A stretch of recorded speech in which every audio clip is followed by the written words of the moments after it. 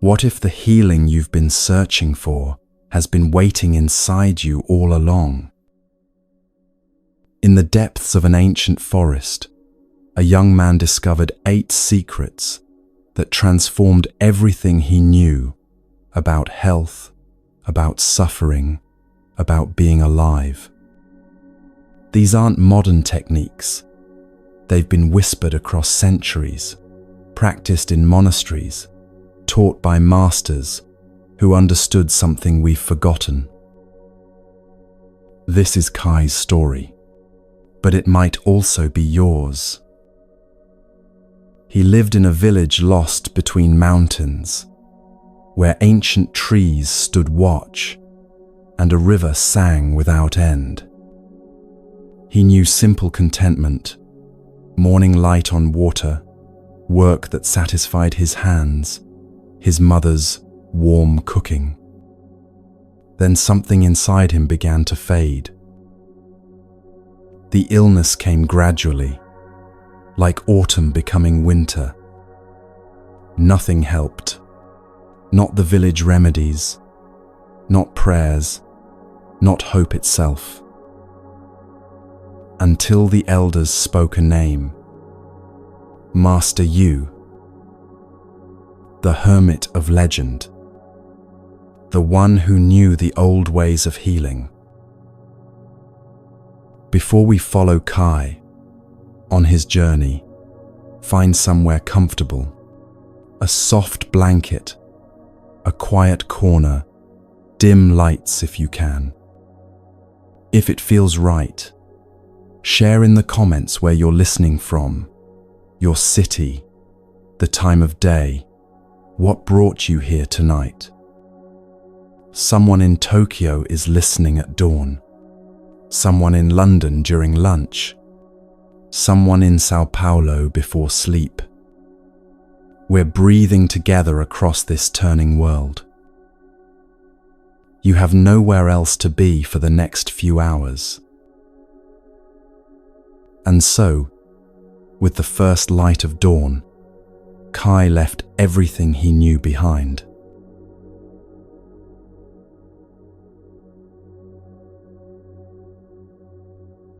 Kai walked for days through forests that grew older with each mile. His body weakened. Each step became effort, each breath a small victory. At night beneath unfamiliar stars, doubt crept in. What if this Master Yu didn't exist?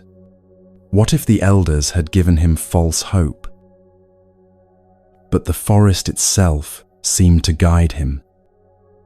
Ancient trees stood like silent watchers. Light filtered green and gold through leaves that had seen centuries pass. One fevered night, sheltering from rain in a shallow cave, Kai dreamed of a dragon circling above him, speaking in distant thunder, "Follow the hidden path." When he woke, he found symbols carved into stones, ancient markers, leading him higher into mountains, where air grew thin and his legs trembled with exhaustion. More than once he thought his body might give out on that nameless slope. Then, cresting a final ridge, he saw it. A small cabin among ancient pines, smoke rising from its chimney. Before he could knock, the door opened. An old man stood there, eyes deep as mountain lakes, white beard flowing, presence timeless and steady. "You've traveled far, young Kai," he said, voice warm as fire. "I am you. Come." Inside, Master Yu prepared tea. They sat in warm silence. "Healing is not something I give you," the old master said softly. "It's something you remember." That night, Kai slept deeply. At dawn, Master Yu waited in the garden.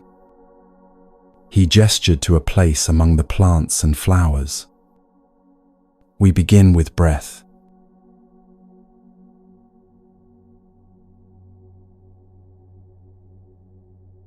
Master Yu rose with the sun and led Kai through a wooden door at the back of the cabin.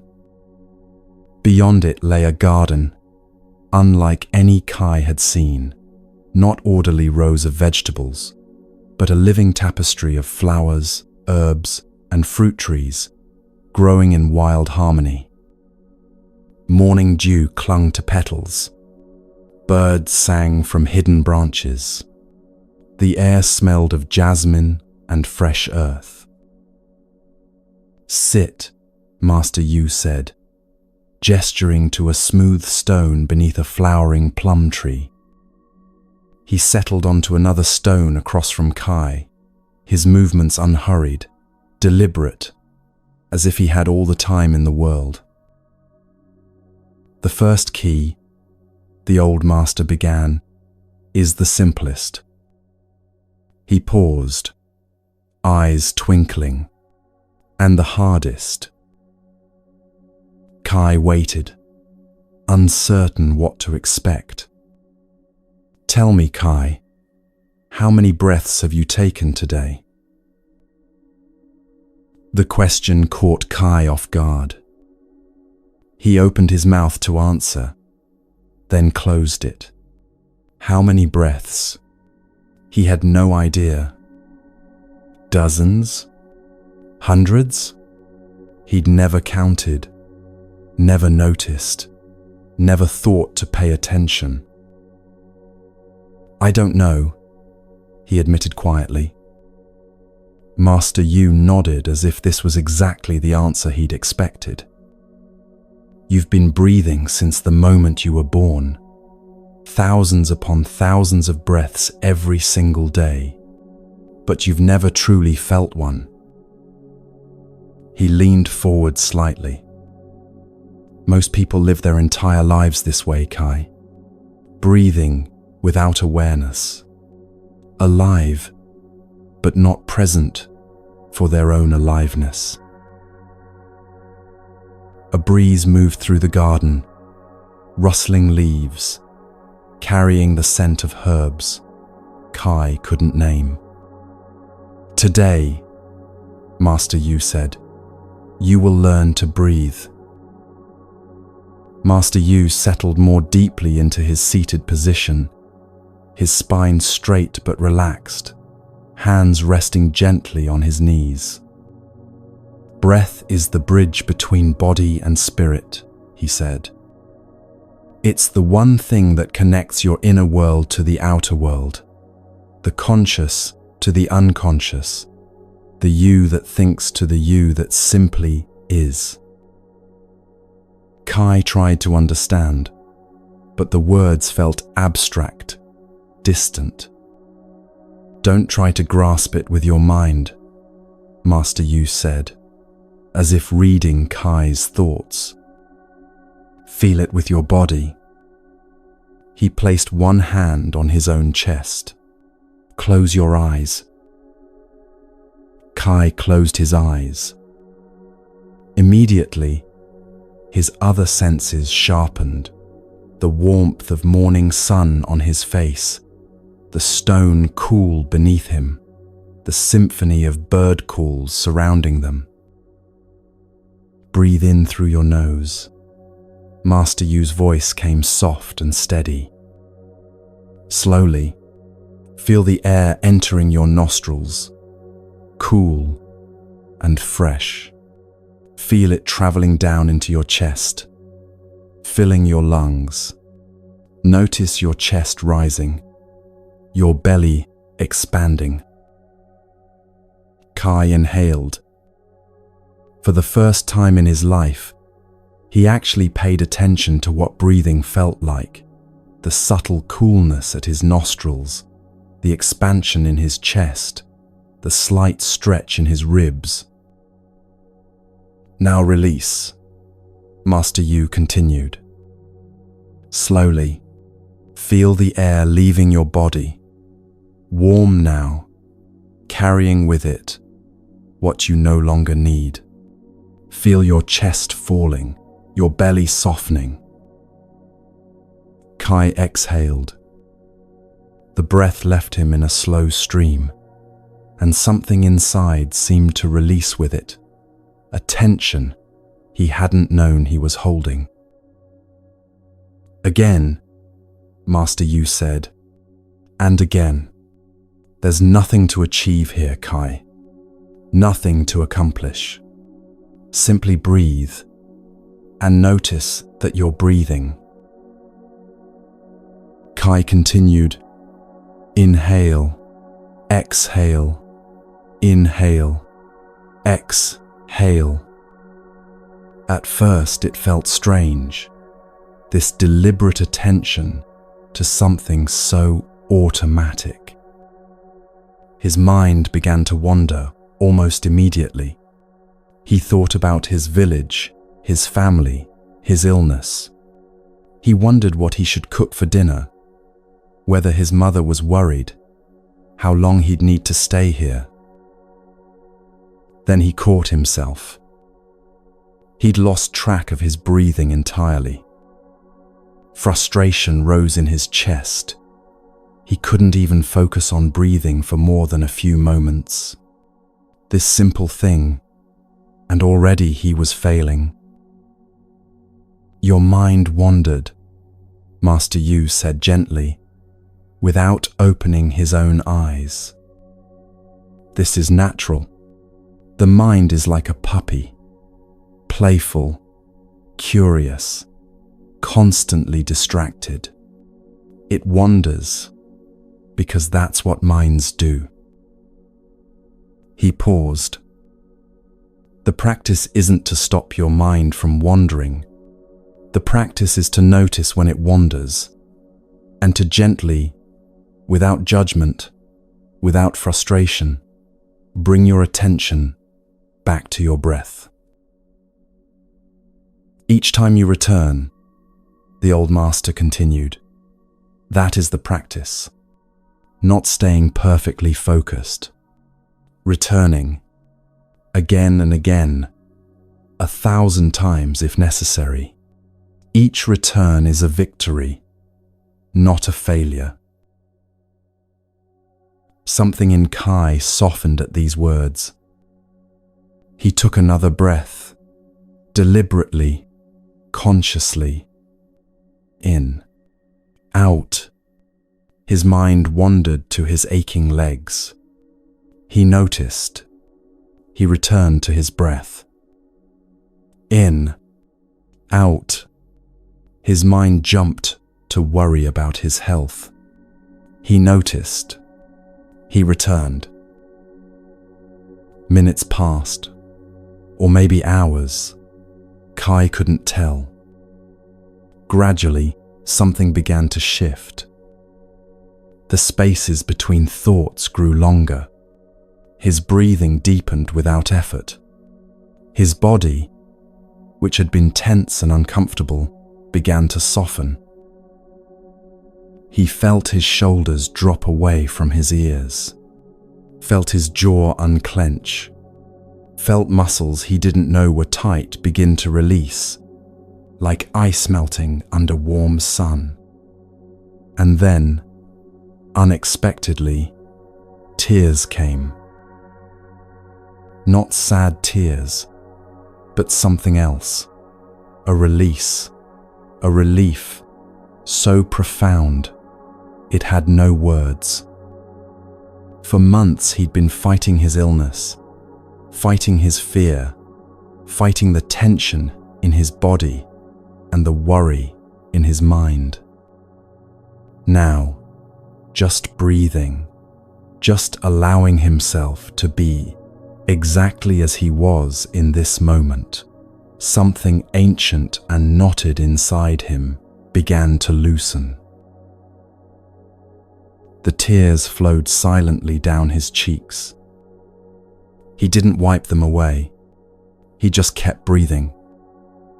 In, out, simple, present, alive.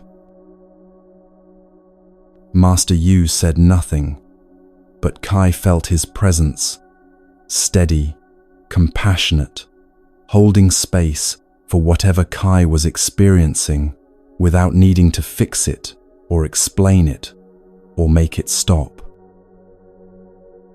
Time became strange, elastic. Kai lost track of how long they'd been sitting. The sun moved across the sky.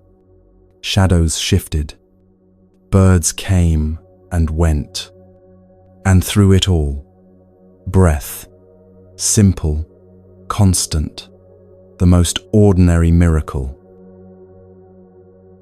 The morning had turned to afternoon, though Kai only knew this from the angle of light filtering through the plum tree's branches. He'd been breathing, simply breathing, for hours, and those hours had passed like moments. Master Yu sat beside him in complete stillness, not instructing anymore, just being present. His presence wasn't intrusive or demanding. It was like the presence of the stone Kai sat upon, or the tree above them. Simply there, steady, asking nothing. Kai's awareness began to expand beyond his own breath. He noticed the rhythm of wind moving through leaves. Wasn't that also breathing? The garden inhaling and exhaling. He noticed flowers opening toward the sun, their petals unfurling like lungs expanding.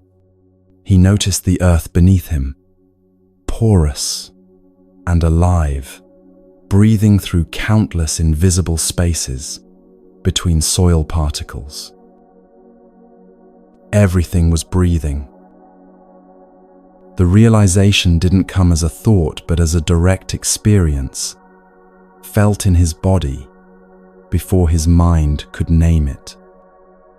He was breathing, yes, but he was also being breathed by the same force that moved through leaves and flowers and earth, through birds and clouds, and the vast turning world. The boundary between himself and the garden began to blur.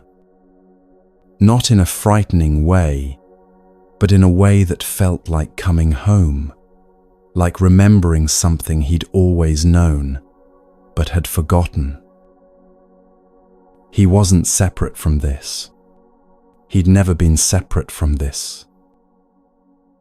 His illness, that darkness that had been stalking him for months, that heaviness in his chest and fog in his mind, it was still there. But it felt different now, lighter, not gone but somehow held differently, like a stone he'd been clenching in his fist that he could now hold loosely in an open palm. The illness wasn't him.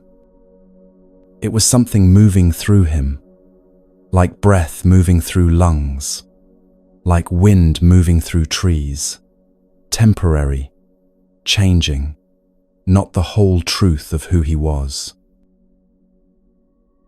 Master Yu finally spoke, his voice barely above a whisper, as if anything louder might shatter the delicate peace that had settled over them. Do you feel it, Kai? The aliveness in everything. Kai nodded slowly, unable to find words. This is what we forget, the old master said. We think we're separate from nature, from each other, from life itself. But breath reminds us, every inhale is the world entering you. Every exhale is you joining the world. You and the garden, breathing together. He let silence return for several more breaths before speaking again. Tomorrow we continue, he said. Tonight, Rest in what you've discovered. Practice before you sleep. Practice when you wake. Just a few breaths, conscious and present. That's all. The healing isn't in doing something complex. It's in returning to what's simple and true. Kai sat alone in the garden as dusk painted the sky in shades of lavender and gold. Master Yu had gone inside to prepare the evening meal, but Kai wasn't ready to leave this place, wasn't ready to stop breathing consciously. He continued the practice. Inhale, exhale, notice, return. It felt different doing it alone, without Master Yu's presence, but not worse, just different. He was responsible now for his own attention, his own returning. Something fundamental had shifted in him today, though he couldn't quite name what. It wasn't that his illness had vanished. His body still felt weak, still carried the marks of months of sickness. But the fear had loosened its grip. The desperate, grasping quality of his suffering had softened into something he could meet with breath, with presence, with a kind of gentle curiosity rather than panic. When he finally went inside for dinner, the simple meal of rice and vegetables tasted more vivid than any feast he remembered. He ate slowly, breathing between bites, present for each flavor and texture. That night, lying on the thin mat Master Yu had prepared for him, Kai continued to breathe. Consciously, gratefully. Sleep came easily for the first time in months, and his dreams were filled not with anxiety or fear, but with breath, flowing like water, constant as tide, the rhythm that connected him to everything alive. When he woke before dawn, he was already breathing.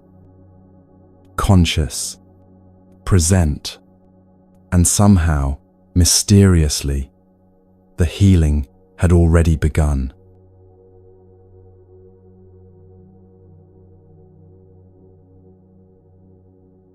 Kai woke in darkness, the world still and silent. Something had pulled him from sleep, not a sound, but a feeling, a sense that the day was waiting. He rose quietly and stepped outside, into the pre-dawn chill. The garden lay in shadow, shapes barely visible in the last of the night. And there, beneath the plum tree, sat Master Yu, motionless as stone, his form outlined against the slowly lightening sky. Kai approached without speaking, without breaking the silence that felt sacred somehow. He settled onto his stone from yesterday and simply sat, watching the old master, watching the sky. Master Yu's eyes were closed, his breathing so subtle, Kai could barely detect it. He seemed part of the garden itself, rooted, patient, completely at ease with the stillness. They waited together as darkness thinned to grey, as grey softened to pearl, as the first edge of sun touched the eastern hills.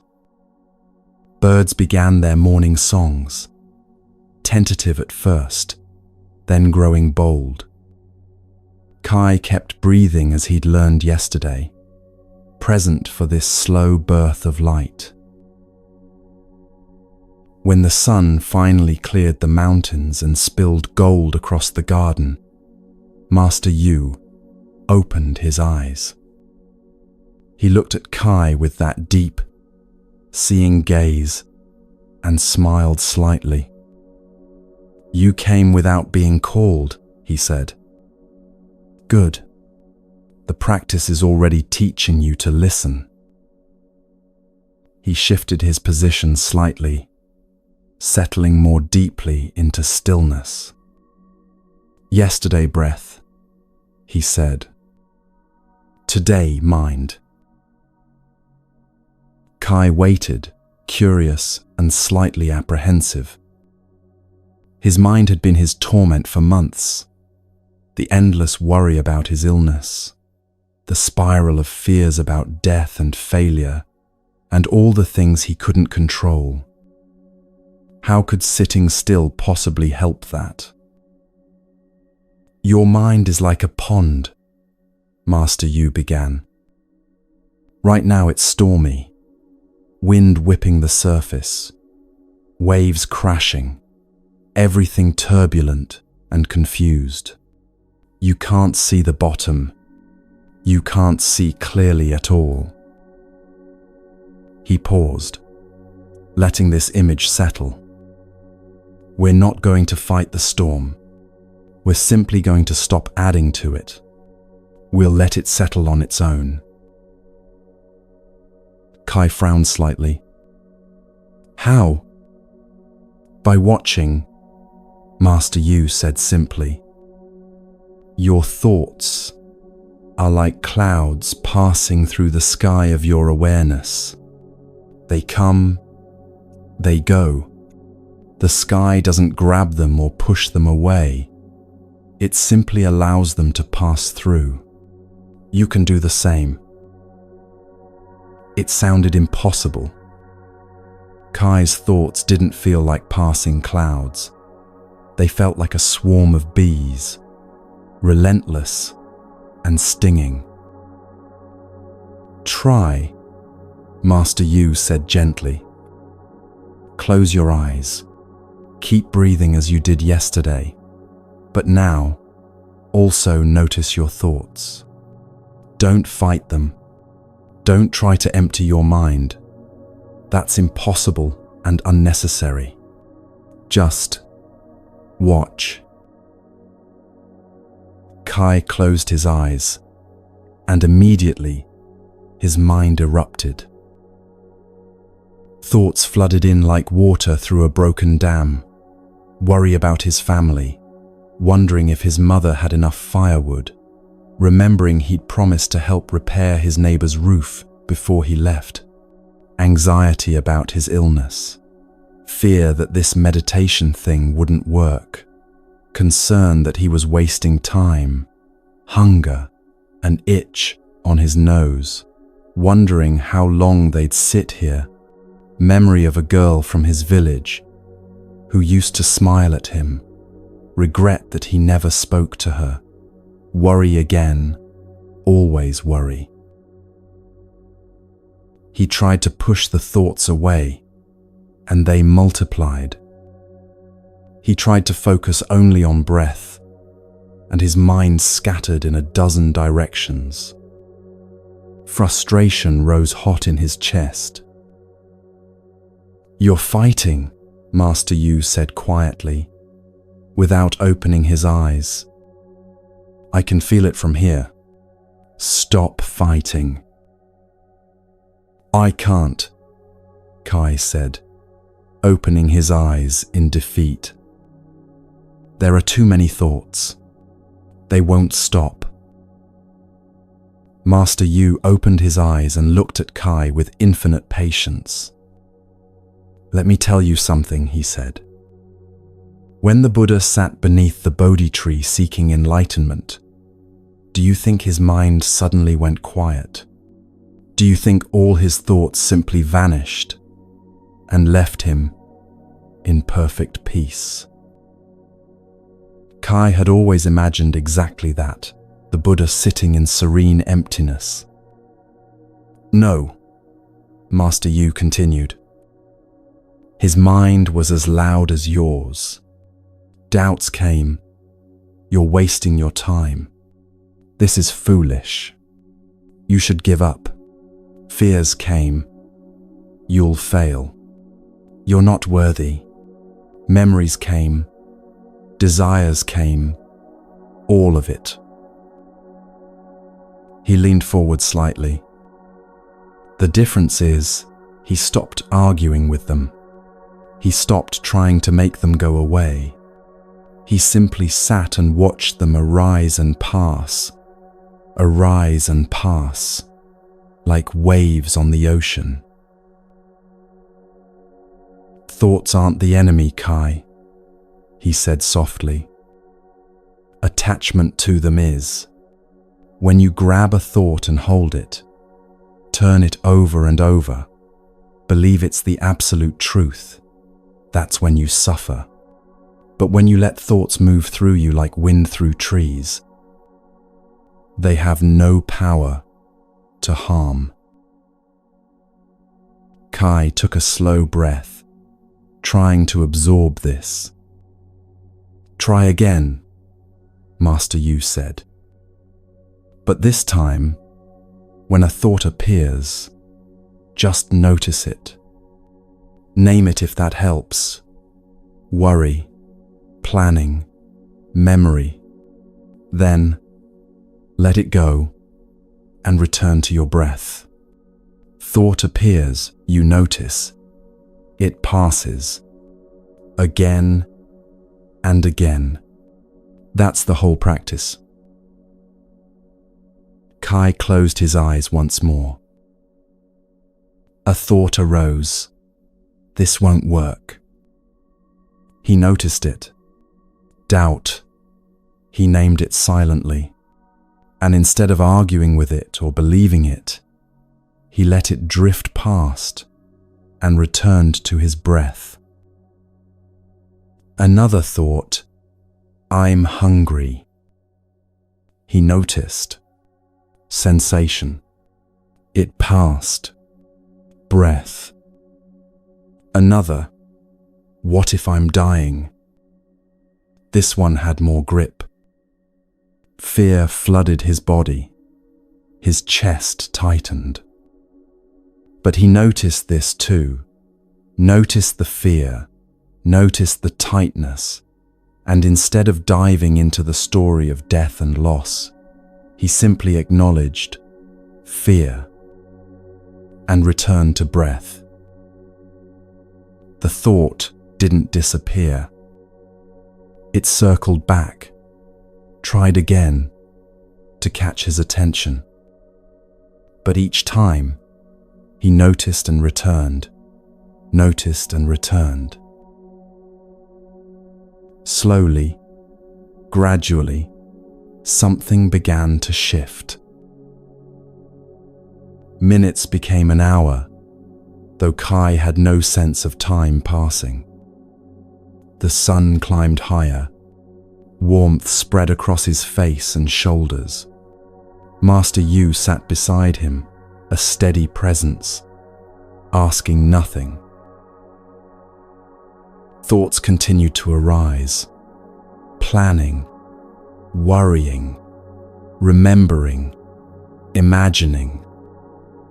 But the spaces between thoughts grew longer. His breathing deepened. His body softened into the stone beneath him. And then, without warning, it happened. A gap. A moment between thoughts where there was simply awareness. No content, no story, no worry, or plan, or memory. Just pure, open, spacious presence. It lasted perhaps 3 seconds, maybe less.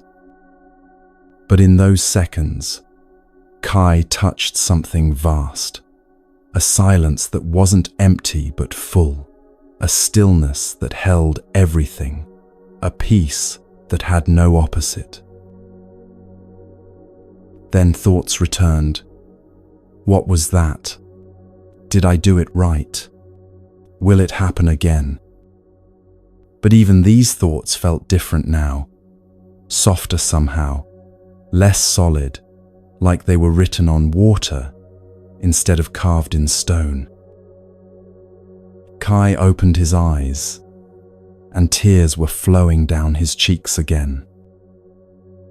He looked at Master Yu, who was watching him with quiet understanding.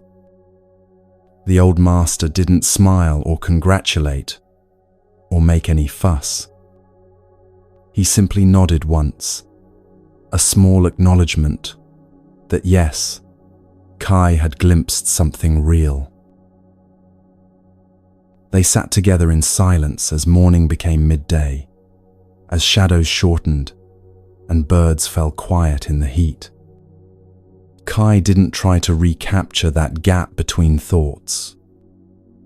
He simply continued the practice, noticing, returning,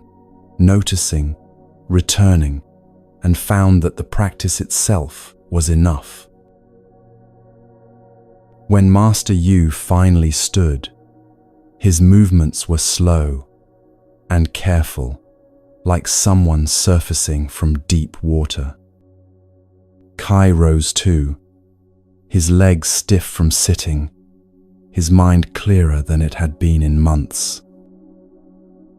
They prepared lunch together in the small kitchen, working in companionable silence.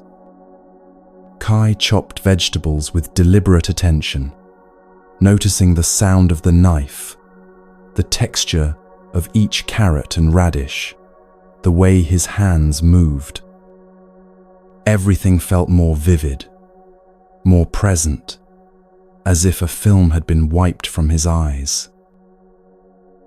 They ate slowly, still without speaking. Kai noticed that the silence between them wasn't awkward or empty. It was full, rich, with shared understanding. They were communicating without words, present for each other, and for the simple act of eating.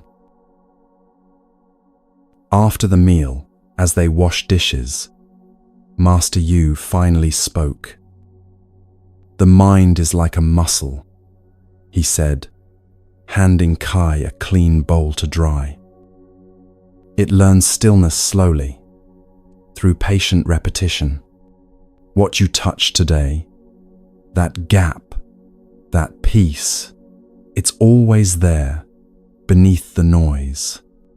You don't create it through meditation. You simply learn to recognize it." He dried his hands on a cloth and turned to Kai. "Practice this each morning," he said. "Sit, watch your thoughts, return to breath. Some days will feel easy. Some days your mind will be wild as a storm. Both are fine. The practice is in showing up, not in achieving some perfect state."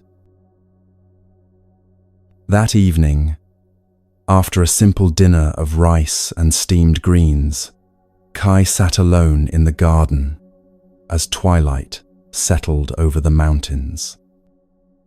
He closed his eyes and began again, breathing, noticing, returning. It was harder without Master Yu beside him.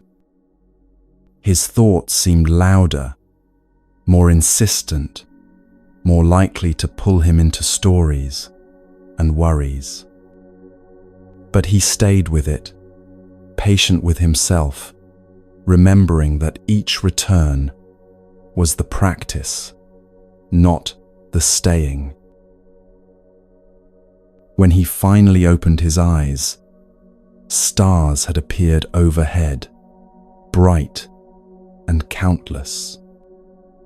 He felt tired, but it was a good tiredness, the tiredness of honest work, of attention fully given. Sleep that night came from a deep pool of peace. His dreams were quiet, spacious, and when he woke before dawn the next morning, his first thought was simple and clear. Time to sit.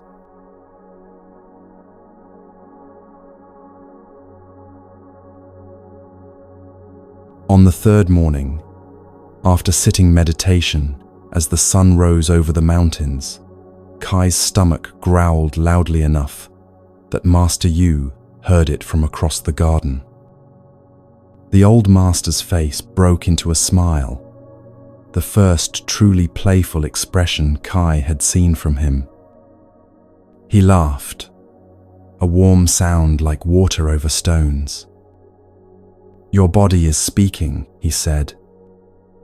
"We should listen." He stood and brushed dirt from his robe.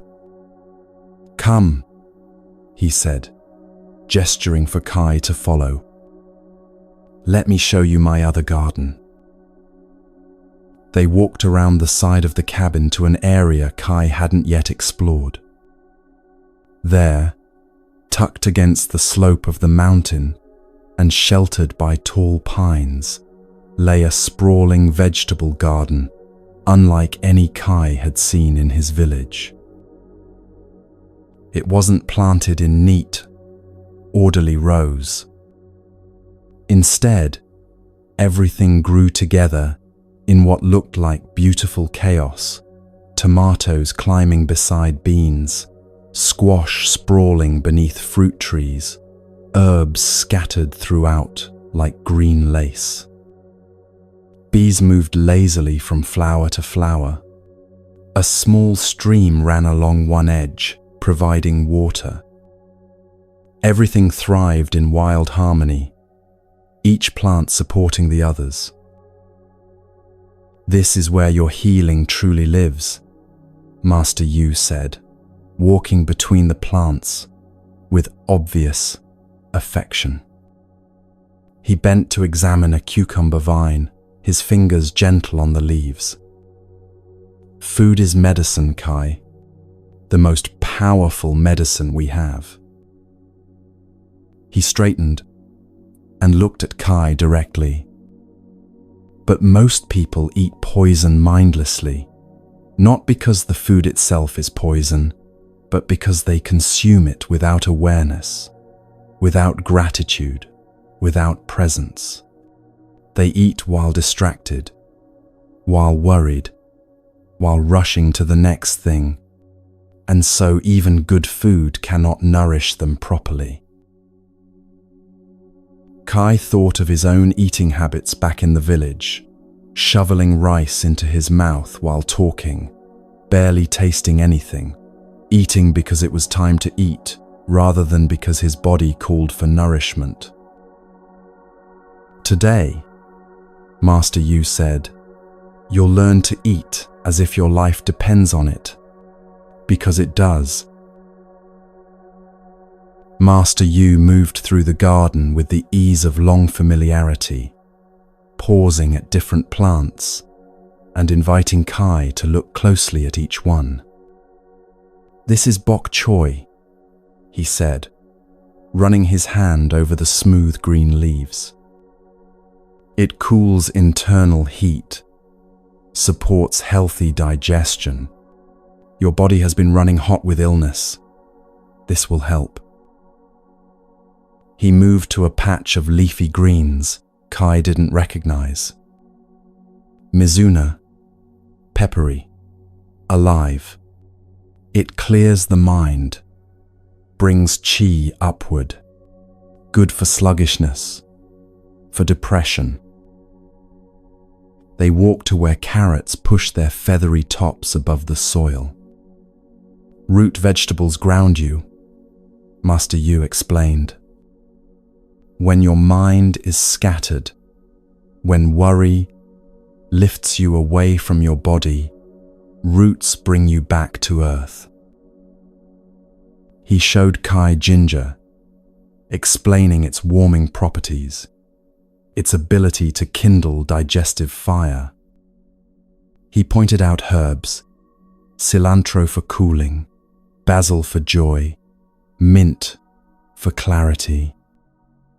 Each plant was a teacher. Each had gifts to offer. "We'll gather what calls to you," Master Yu said. "Listen to your body. It knows what it needs." They began to harvest, but Master Yu turned it into ceremony. Before picking anything, he paused, placed his hand on the plant, and spoke softly. "Thank you for your gift," he murmured to a tomato plant, heavy with red fruit. "You grew in sunshine and rain, and now you offer yourself to nourish us.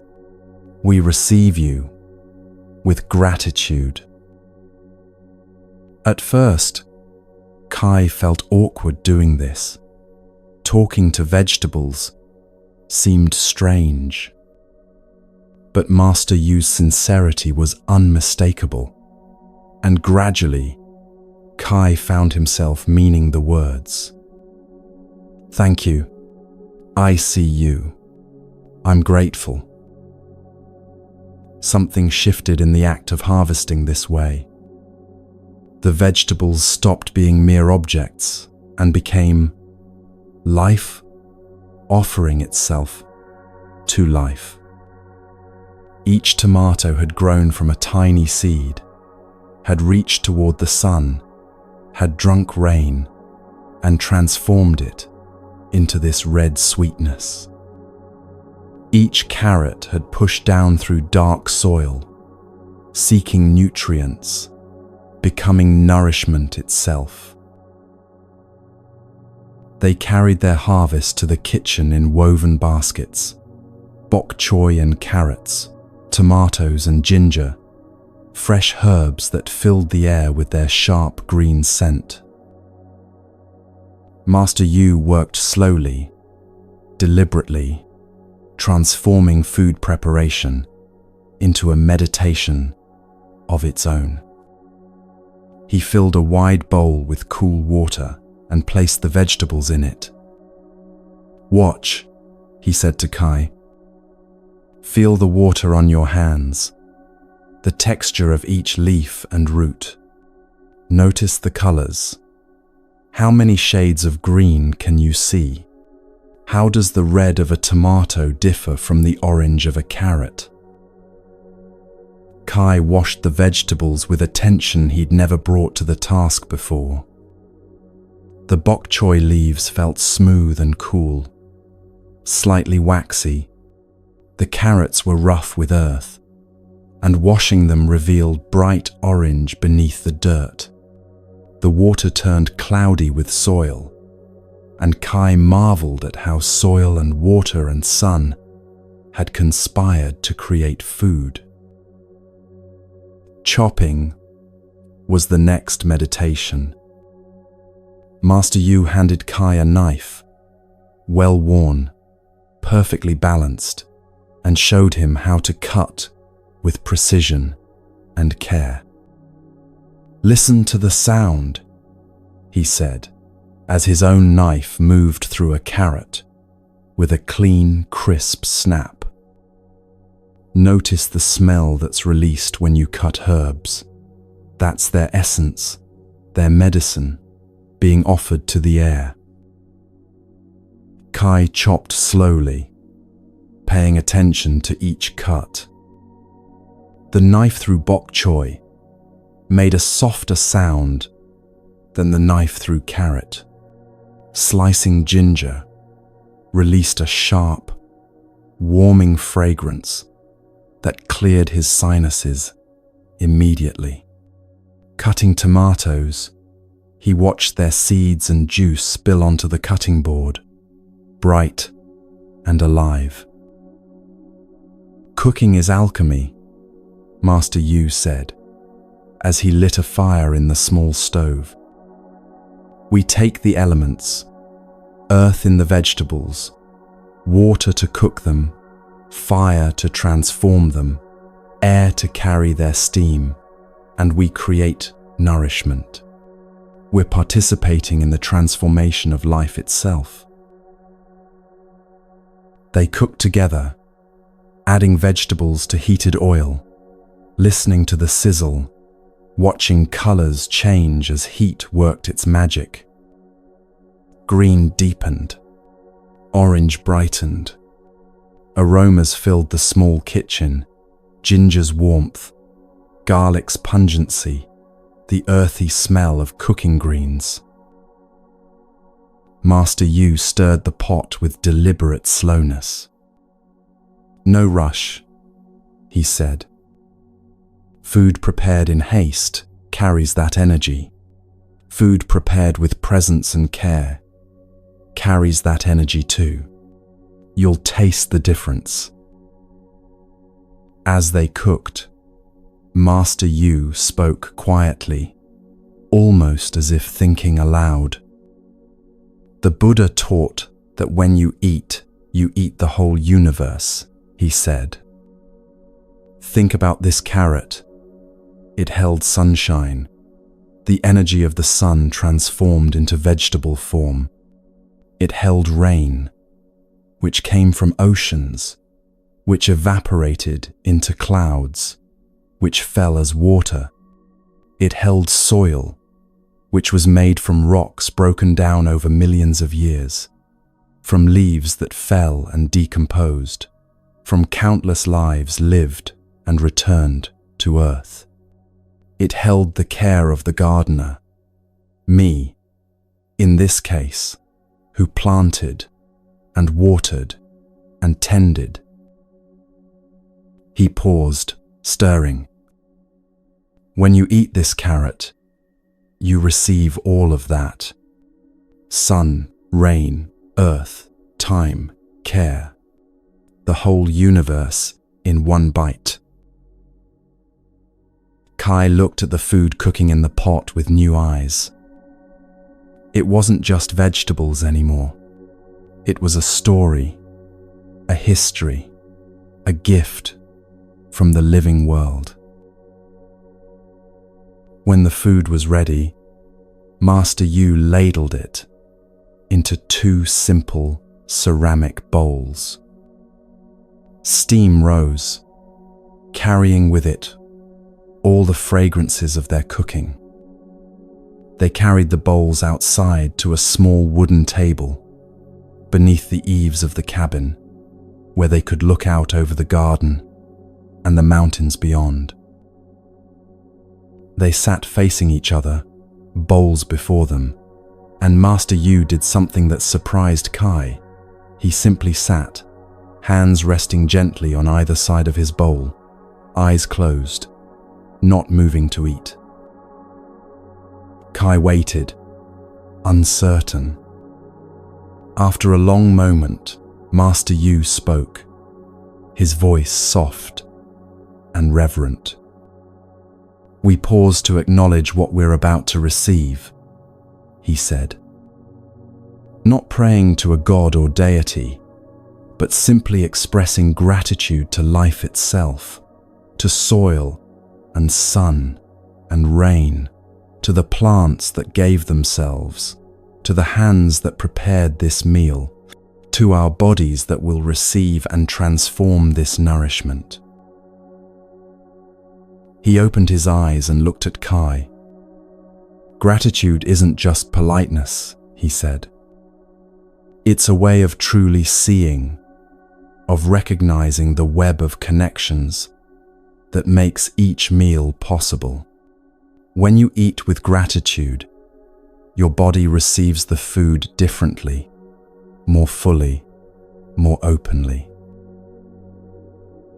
They sat for another breath in silence, and Kai felt something he'd never felt before a meal, a sense of ceremony, of significance, of receiving something precious rather than simply consuming fuel. Then Master Yu lifted his chopsticks and took the first bite. Kai did the same, bringing a piece of bok choy to his mouth. And for perhaps the first time in his life, he actually tasted his food. Not just flavor, but everything, the slight bitterness of the green, the sweetness beneath it, the tender texture against his tongue, the warmth spreading through his mouth. He chewed slowly, as Master Yu was doing, and noticed how the flavors changed as he chewed, how the ginger's heat built gradually, how the vegetables released their juices, how his saliva mixed with the food and began the process of digestion right there in his mouth. "Your digestion begins here," Master Yu said quietly, as if reading Kai's observations. "In the mouth, when you chew thoroughly, when you taste fully, you're already beginning to break down the food, to receive its nourishment. But when you swallow too quickly, barely chewing, you overwhelm your stomach and miss half the gift." They ate in silence after that, but it wasn't an uncomfortable silence. It was full, rich, companionable.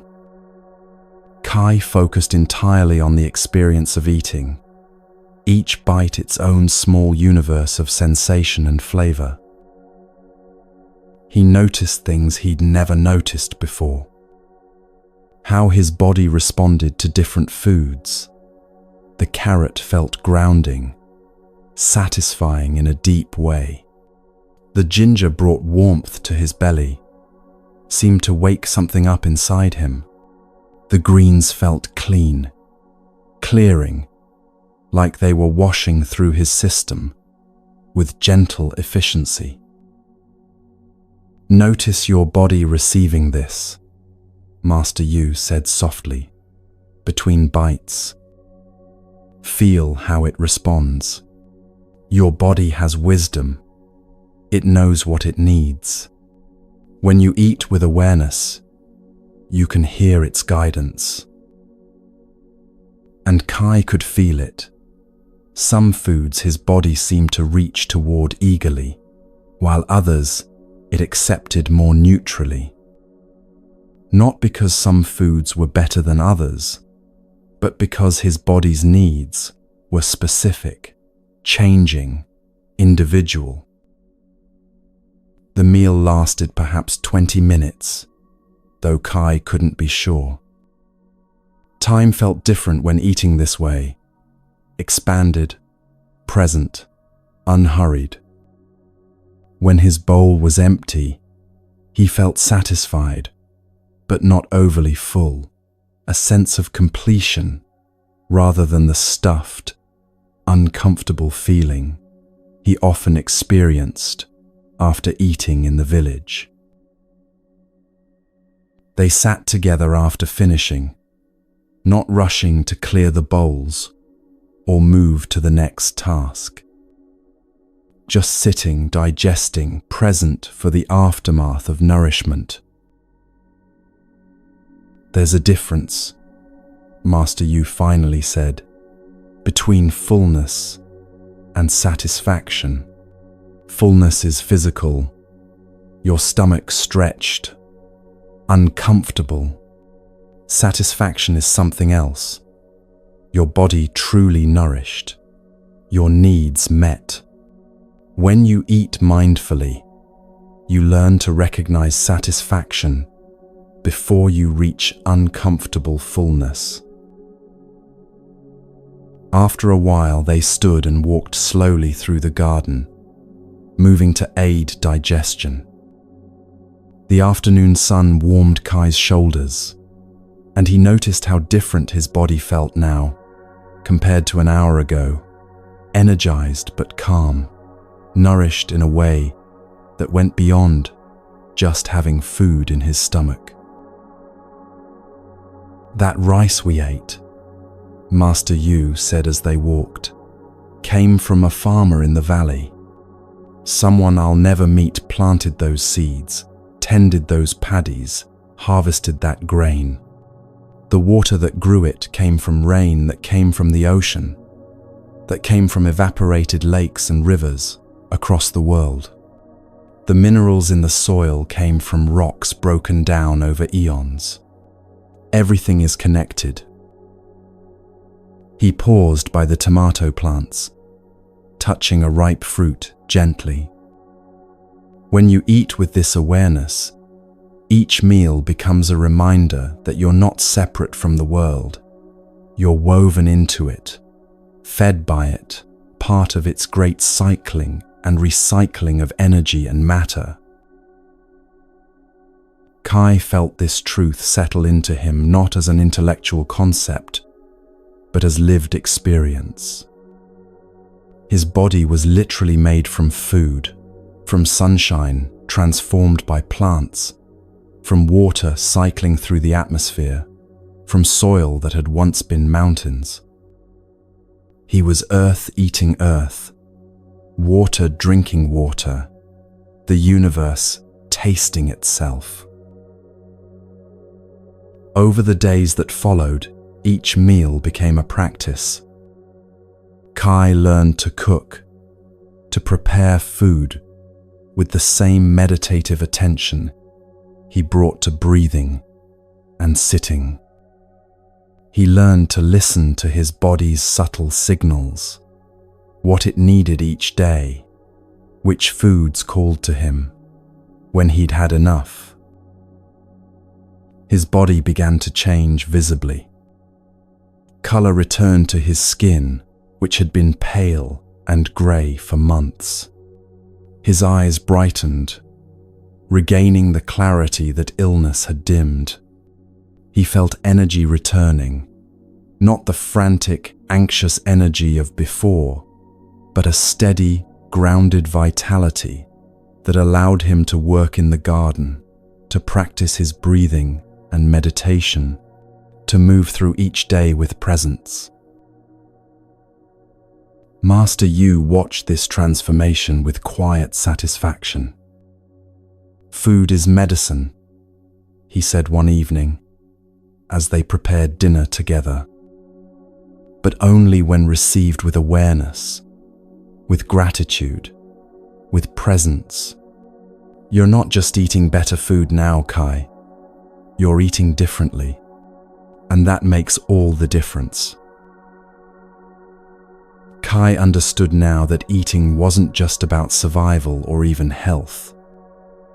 It was about relationship with the earth that grew his food, with the elements that made it possible, with his own body that transformed food into life, with the mystery of existence itself that allowed any of this to happen at all. Each meal was communion. Each bite was gratitude made tangible. And with each conscious, present moment of eating, he was weaving himself more deeply into the fabric of the living world.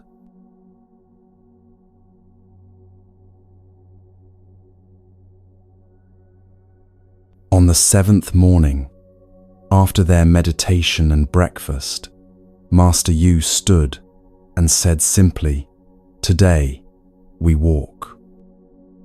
He gathered nothing, no bag, no supplies, just gestured for Kai to follow and set off into the forest behind the cabin. Kai fell into step behind him, curious about where they were going, what new teaching awaited. They walked in silence through ancient pines, their footsteps soft on the needle-covered path. The forest was cool and green, dappled with morning light that filtered through the canopy. Birds called from high branches, and somewhere in the distance, Kai heard a sound he couldn't quite identify, a constant murmur, like wind, but different. As they walked deeper into the forest, the sound grew louder, clearer. Not wind, water. The path began to slope downward, and the trees opened into a small clearing. There, flowing over smooth stones, worn by centuries of passage, was a stream, its water so clear Kai could see every pebble on the bottom, every flash of sunlight catching the current. Master Yu led him to a flat rock at the water's edge and sat, patting the space beside him. Kai settled onto the sun-warmed stone, and together they sat in silence, watching the water flow. The stream moved constantly, endlessly, its voice a gentle conversation with itself, babbling over rocks, murmuring through deeper pools, singing where it cascaded over a small drop a few feet downstream. Sunlight danced on its surface, creating patterns of light and shadow that shifted moment by moment. Kai found himself mesmerized by the movement, by the simple fact of water being water, flowing, persistent, alive. They sat for a long time, just watching, just listening. Master Yu seemed in no hurry to speak or teach, content simply to be present with the water. And Kai, learning from the old master's patience, settled into the silence and let the stream teach him through observation alone. Finally, Master Yu spoke, his voice soft beneath the water's song. What does water teach? Kai watched the stream, considering. He saw water encountering a large stone in its path. The current divided, flowed around both sides, and rejoined seamlessly on the other side. No struggle, no complaint, no stopping, just adaptation. It finds a way, Kai said slowly. It doesn't fight obstacles, it flows around them. Master Yu nodded. Yes, water is soft, yielding. You can't grasp it, can't hold it in your fist. But this soft, yielding substance carves stone, shapes mountains, reshapes the entire face of the earth. He picked up a smooth river stone and held it in his palm. This stone was once sharp and rough. The water wore it smooth, not through force, but through patience, through persistent gentle contact over time. He set the stone back down. Water doesn't fight, he continued. It doesn't force. It doesn't insist on one particular path. It simply flows, always downward, always seeking, always finding the way forward. Kai watched a leaf float by, carried effortlessly on the current. Your body, Master Yu said, is mostly water. 70% water, flowing through vessels, nourishing every cell. You are a river, Kai, not a stone. He looked at the young man with gentle directness. But when did you last flow? When did you last move with ease, without resistance, without fighting yourself and the world? The question landed in Kai's chest with unexpected weight.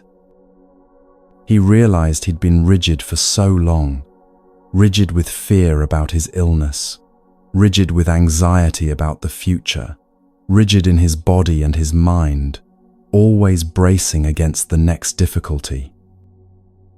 Watch the water, Master Yu said. Breathe with it. Kai watched, breathing slowly. He let his breath synchronize with the rhythm of the stream, the inhale matching its constant forward movement, the exhale matching its release over stones and through pools. As he breathed with the water, something began to soften in him. He felt the rigidity he'd been carrying, the way he'd been holding himself together through sheer force of will, like a dam holding back a river. And he felt how exhausting that was, how much energy it took to stay rigid, to resist the natural flow of things. Water showed him another way, not weak, but flexible, not passive, but responsive, not fighting, but working with what is.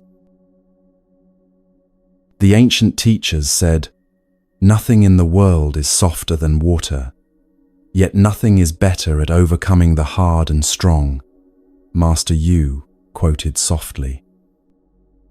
This is because nothing can compete with water in softness. He paused, letting Kai absorb this. Your illness made you hard, defensive, tight, but hardness breaks under pressure. Water never breaks. It yields, it flows, it adapts, and in adapting, it survives and eventually prevails. They sat in silence again, breathing, watching, learning from the endless patient movement of water over stone. Then Master Yu stood and began removing his outer robe. "Come," he said simply. Kai looked at him, uncertain. "Come into the water," Master Yu clarified, already stepping toward the stream's edge. To understand water, you must be in water. Kai stood, removed his own robe, and followed the old master to the stream's edge. Master Yu stepped in without hesitation, and Kai did the same. The cold hit him like a shock. Mountain water, barely warmed by the sun, flowing directly from snowmelt higher up. His breath caught, his muscles tensed involuntarily, every cell suddenly awake and alert. But Master Yu was already moving deeper, the water rising to his knees, then his thighs. Kai followed, gasping slightly as the cold climbed his body, but also feeling something else, an aliveness, a tingling vitality that spread through him with the cold. Master Yu began to move through the water, his movements slow and graceful. He didn't walk normally. He flowed, letting the current inform his movement, working with it rather than against it. His arms moved in sweeping arcs, his body swayed gently, and he looked like he was dancing with the stream itself. "Don't fight it," he called to Kai over the sound of flowing water.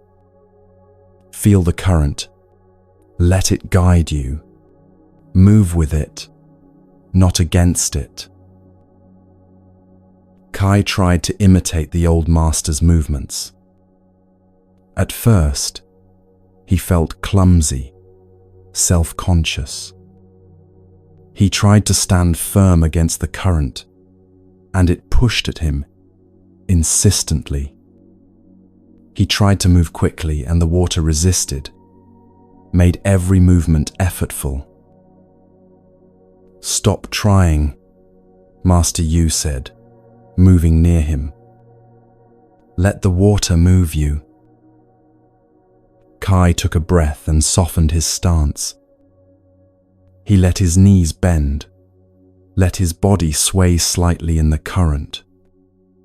And immediately the water shifted from adversary to ally, holding him, supporting him, showing him where to move. He lifted one foot and let the current help direct where it landed. He moved an arm and the water shaped the movement, made it rounder, more flowing. Slowly, he began to understand. The water wasn't trying to knock him down or resist him. It was teaching him to move differently, to let go of force and control, and find a different kind of strength in yielding. As he moved, something began to happen in his body. All the tension he'd been carrying in his shoulders, his neck, his jaw, his belly, began to release. The cold water seemed to wash it away, dissolve it, carry it downstream and away from him. He moved his arms through the water in slow circles, feeling resistance, but also support. He bent and swayed, letting the current show him how to be flexible, how to yield without collapsing, how to be soft without being weak. And then, unexpectedly, joy bubbled up in him. He started to laugh, not at anything in particular, just from the pure pleasure of being in cold water on a warm day, of moving freely, of feeling alive in his body in a way he hadn't felt in so long. Master Yu laughed too, a sound of delight, and splashed water toward Kai playfully. Kai splashed back, and for a few moments they played like children, sending arcs of water toward each other, the spray catching sunlight and creating tiny rainbows. This too was teaching, Kai realized, learning to be playful, to take joy in simple things, to not be so serious and heavy all the time. The water held no judgment about his clumsiness, or his laughter, or anything else. It simply flowed, accepted him, moved with him, taught him through direct experience what words could never convey. They stayed in the water until Kai's fingers pruned and his lips turned faintly blue, until he was thoroughly cold and thoroughly alive. Emerging from the stream onto the sun-warmed rocks felt like being born. Water streamed off his body, and his skin tingled everywhere, every nerve, awake and singing. Energy flowed through him, not frantic energy, but vital, clean, clear energy, like the stream itself. They didn't towel off or hurry back to the cabin. They simply walked slowly through the forest in their wet clothes, letting the sun and air dry them gradually. Kai felt lighter than he had in months, as if the water had washed away not just physical dirt, but something heavier, some burden he'd been carrying without knowing it. By the time they reached the cabin, their clothes were nearly dry, and Kai felt clean in a way that went deeper than skin.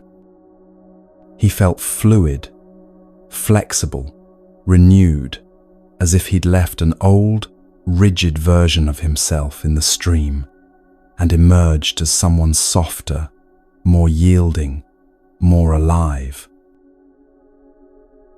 That evening, as they prepared dinner, Master Yu poured Kai a cup of cool water from the clay pitcher they kept in the cabin. Kai took it, but instead of drinking it quickly and thoughtlessly as he would have done before, he paused. He held the cup in both hands, looked at the clear water, and felt gratitude for this simple, essential element. He drank slowly, tasting the water, its coolness, its subtle mineral flavor, the way it felt flowing down his throat and spreading through his body. It was the same water he'd drunk all his life, but he'd never really tasted it before, never really appreciated it.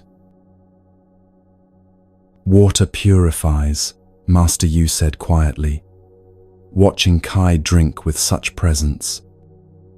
"Water heals. Water teaches." He poured himself a cup and raised it slightly, as if in a toast. "Remember this, Kai. You are water. When life gets hard, remember to flow. When obstacles appear, remember to yield and adapt. When you feel rigid and tight, remember the stream. This is not weakness. This is the way water shapes the world."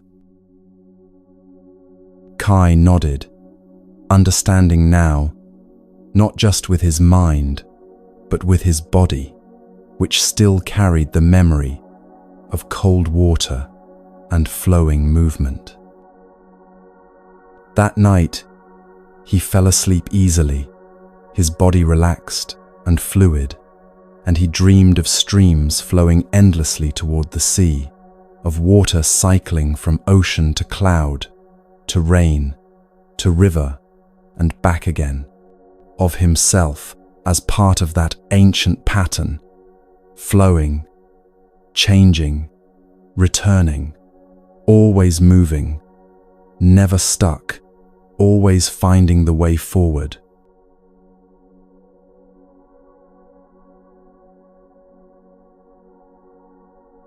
Kai woke in darkness to sounds he couldn't identify. Not birds, too early for that. Not wind. The air was still. Something else, rhythmic and deliberate, coming from outside the cabin. He rose quietly and moved to the small window that looked out over the clearing. Pre-dawn light was just beginning to soften the eastern sky, turning it from black to deep blue, and in that dim light, Kai saw Master Yu. The old master stood in the center of the clearing, and he was moving. Not walking, not exercising, in any way, Kai recognized something else entirely. His body flowed through forms that seemed to be part dance, part martial art, part prayer. One arm swept upward in a wide arc while the other descended. His weight shifted from foot to foot with liquid grace. He turned slowly, his movements so smooth they seemed to have no beginning or end, just continuous flowing from one position to the next. His body moved like water, like wind through trees, like clouds drifting across sky. There was no strain in his face, no effort visible in his limbs, just ease, just presence, just movement for its own sake. Kai stood transfixed at the window, watching. In the growing light, Master Yu's white hair and beard seemed to glow, and his movements created shapes in the air that felt ancient, sacred, as if he was writing something in a language older than words. The old master's hands described circles and spirals. His spine curved and straightened like a willow in gentle breeze. One leg lifted slowly, hung suspended for a moment in perfect balance, then settled back to earth as the other began to rise. Everything coordinated with his breathing. Kai could see his chest expanding and contracting, could almost feel the rhythm of it, even from a distance. This wasn't exercise. This was something else. Meditation in motion, the body itself becoming prayer, movement, as a way of being fully present in the world. Kai watched until the sun cleared the mountains and filled the clearing with golden light, and still Master Yu moved, tireless and serene, completely absorbed in the practice. Master Yu completed a final sequence, arms gathering inward to his center, then pressing down gently toward the earth, and stood in stillness. His eyes, which had been softly focused on nothing in particular, shifted and found Kai watching from the window. The old master smiled and beckoned. Kai didn't hesitate. He stepped outside into the cool morning air, barefoot, still in the simple clothes he'd slept in.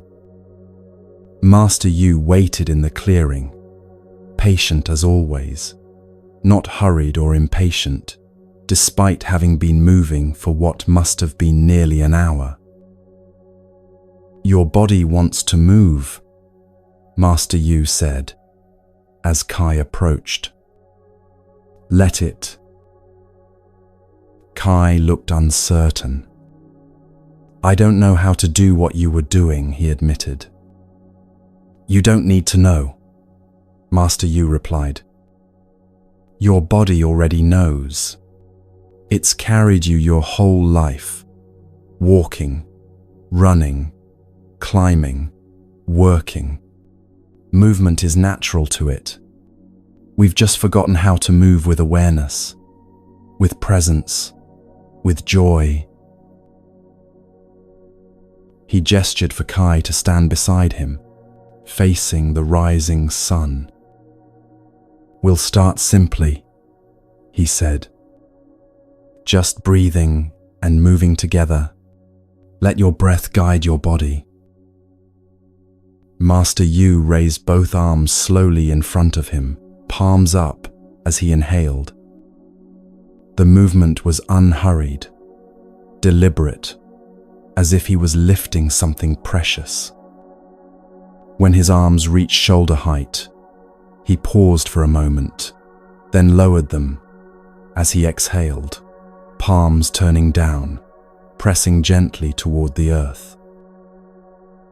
"Try," he said simply. Kai imitated the movement, raising his arms as he breathed in. Immediately he felt awkward, self-conscious. His arms felt stiff, jerky. He wasn't sure how high to raise them or how fast to move. His breath and movement fell out of sync almost immediately. "Don't think so much," Master Yu said gently. "The body remembers things the mind has forgotten. Trust it."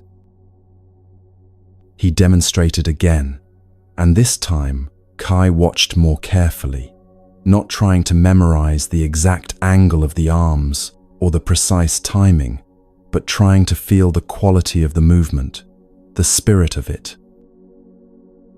They moved together, arms rising on the inhale, lowering on the exhale. Again and again, finding a rhythm. Gradually, Kai's movements became a little smoother, a little less forced. He stopped trying to do it right and simply allowed his arms to float up and down with his breath. "Each movement has meaning," Master Yu said, as they continued. Rising arms, opening to receive what the world offers. Lowering arms, releasing what you no longer need, returning it to the earth.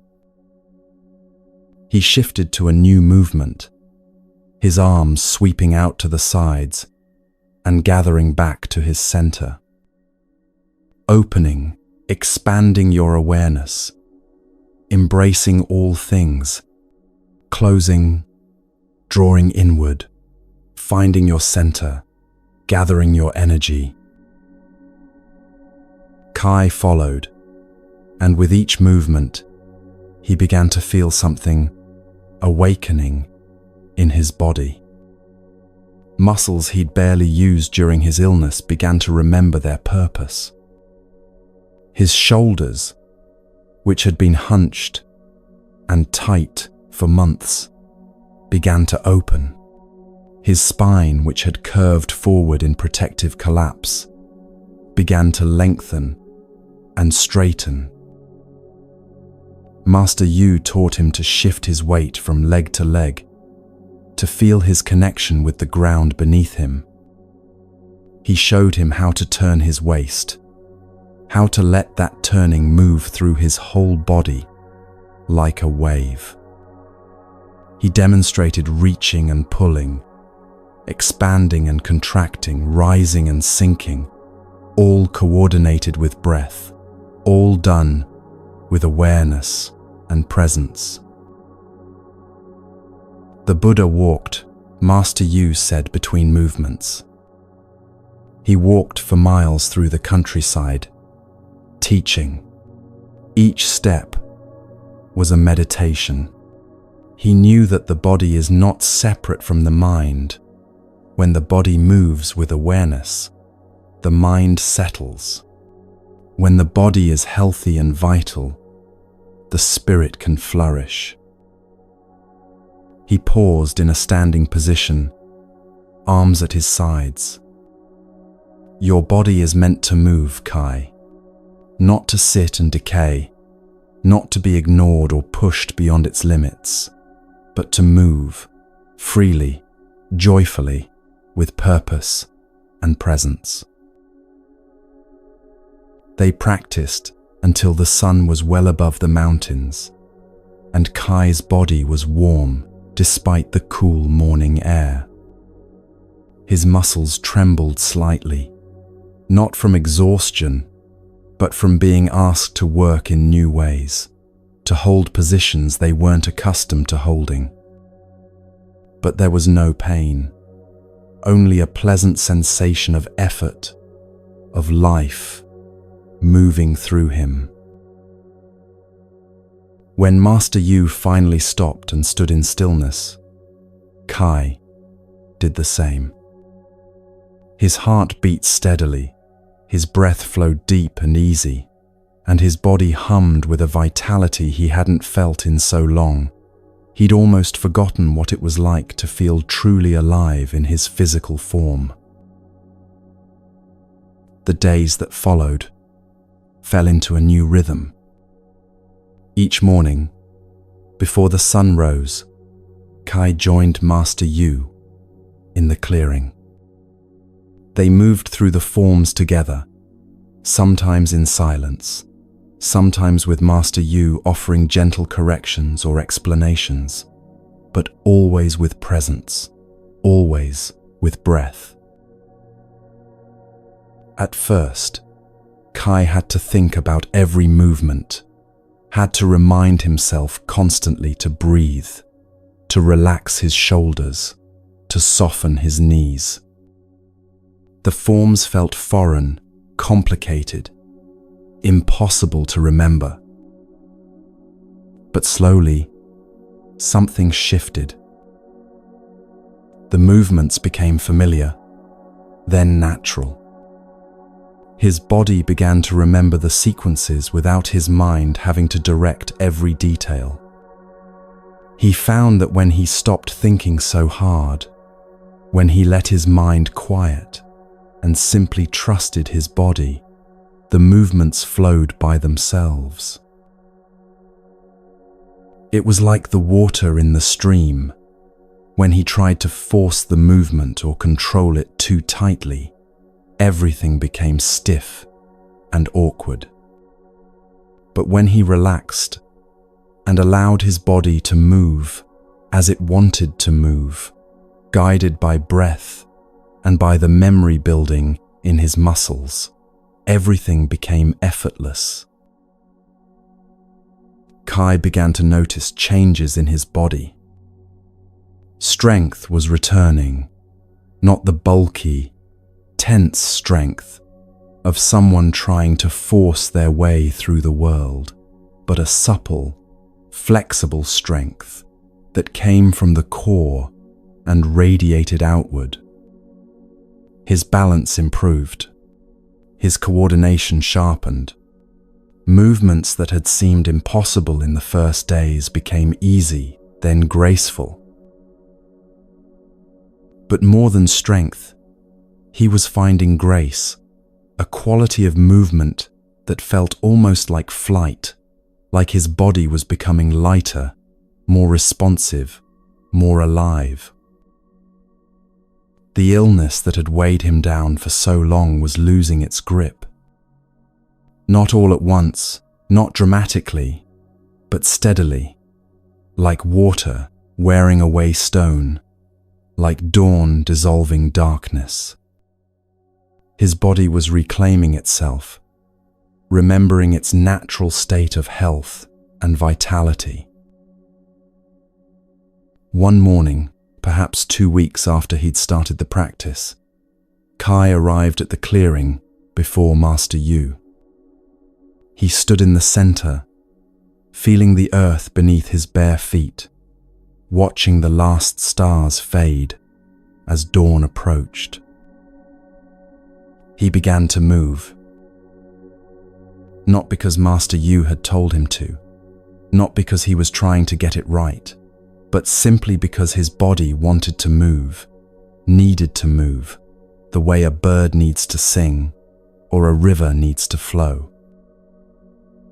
He moved through the entire sequence they'd been practicing, arms rising and falling, weight shifting, spine turning, legs lifting and settling, every movement coordinated with breath. And for the first time, there was no thinking, no trying, no effort. Just movement happening through him, his body expressing itself, present and alive and whole. He finished the sequence and stood in stillness, breathing, his heart full. When he opened his eyes, Master Yu was standing at the edge of the clearing, watching. The old master was smiling, not a small, polite smile, but a full, genuine smile of deep satisfaction. "Now you understand," Master Yu said quietly. "You've stopped doing the movements. You've become the movements. This is what we're seeking.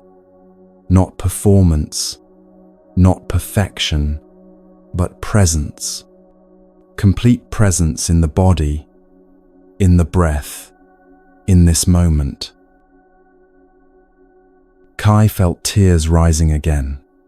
These practices seemed to open something in him that had been locked tight for years, and tears came easily now, releasing old sorrows and old joys alike.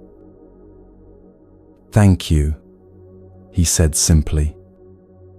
Master Yu shook his head.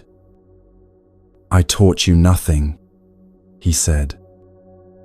"I only reminded you of what you already knew, that you are a body, that this body is meant to move, that movement is a form of prayer and celebration and healing all at once."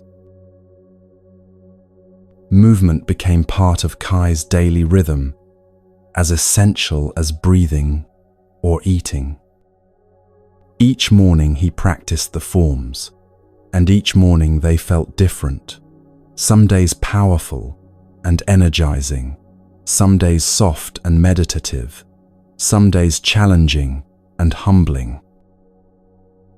He discovered that different movements served different needs.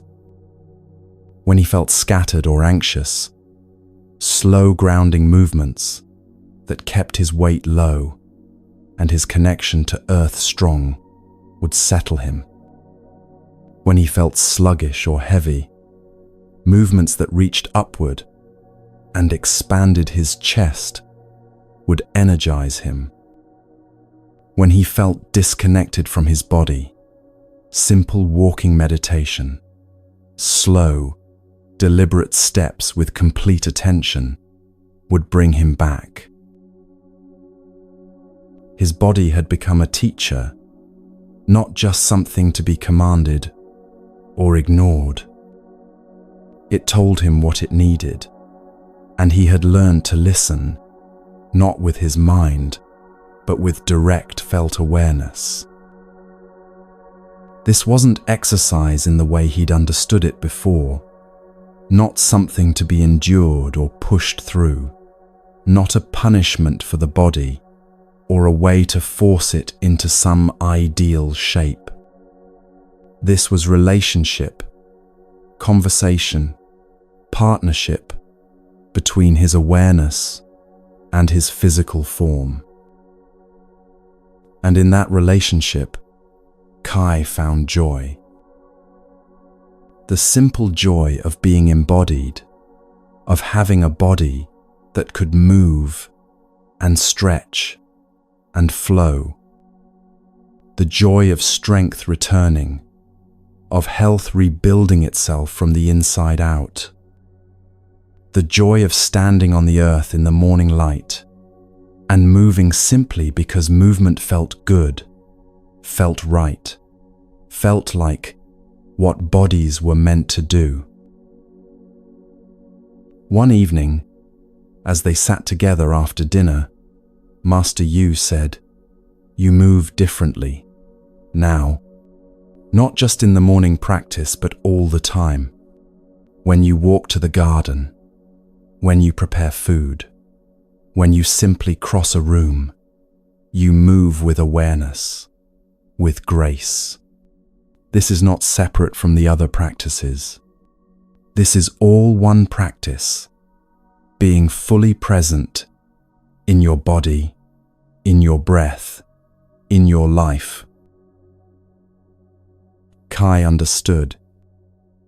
The breathing, the meditation, the mindful eating, the lessons from water, the movement practice, none of these were isolated techniques to be mastered and set aside. They were all aspects of the same fundamental teaching. Wake up, pay attention, be present, live fully in this body, in this moment.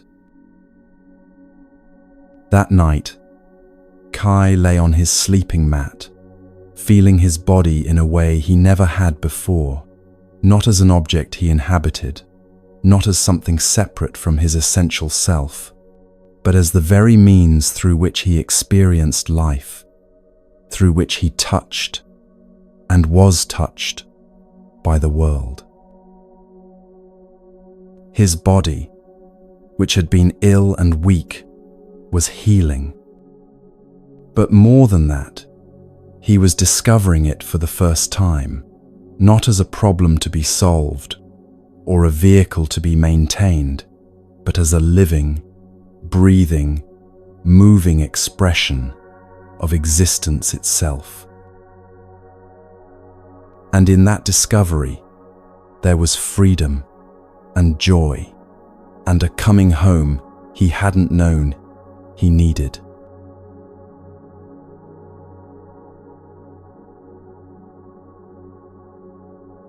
After 3 weeks at Master Yu's cabin, Kai had settled into a rhythm of practice, breathing at dawn, meditation, mindful eating, movement in the clearing. His body had grown stronger, his mind clearer, but there was still a subtle, lingering weakness, a shadow of the illness that had brought him here. One morning, after their movement practice, Master Yu turned to him with a thoughtful expression.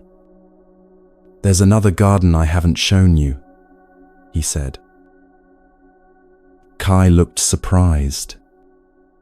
He thought he'd explored every corner of Master Yu's mountain home: the vegetable garden, the clearing, the path to the stream.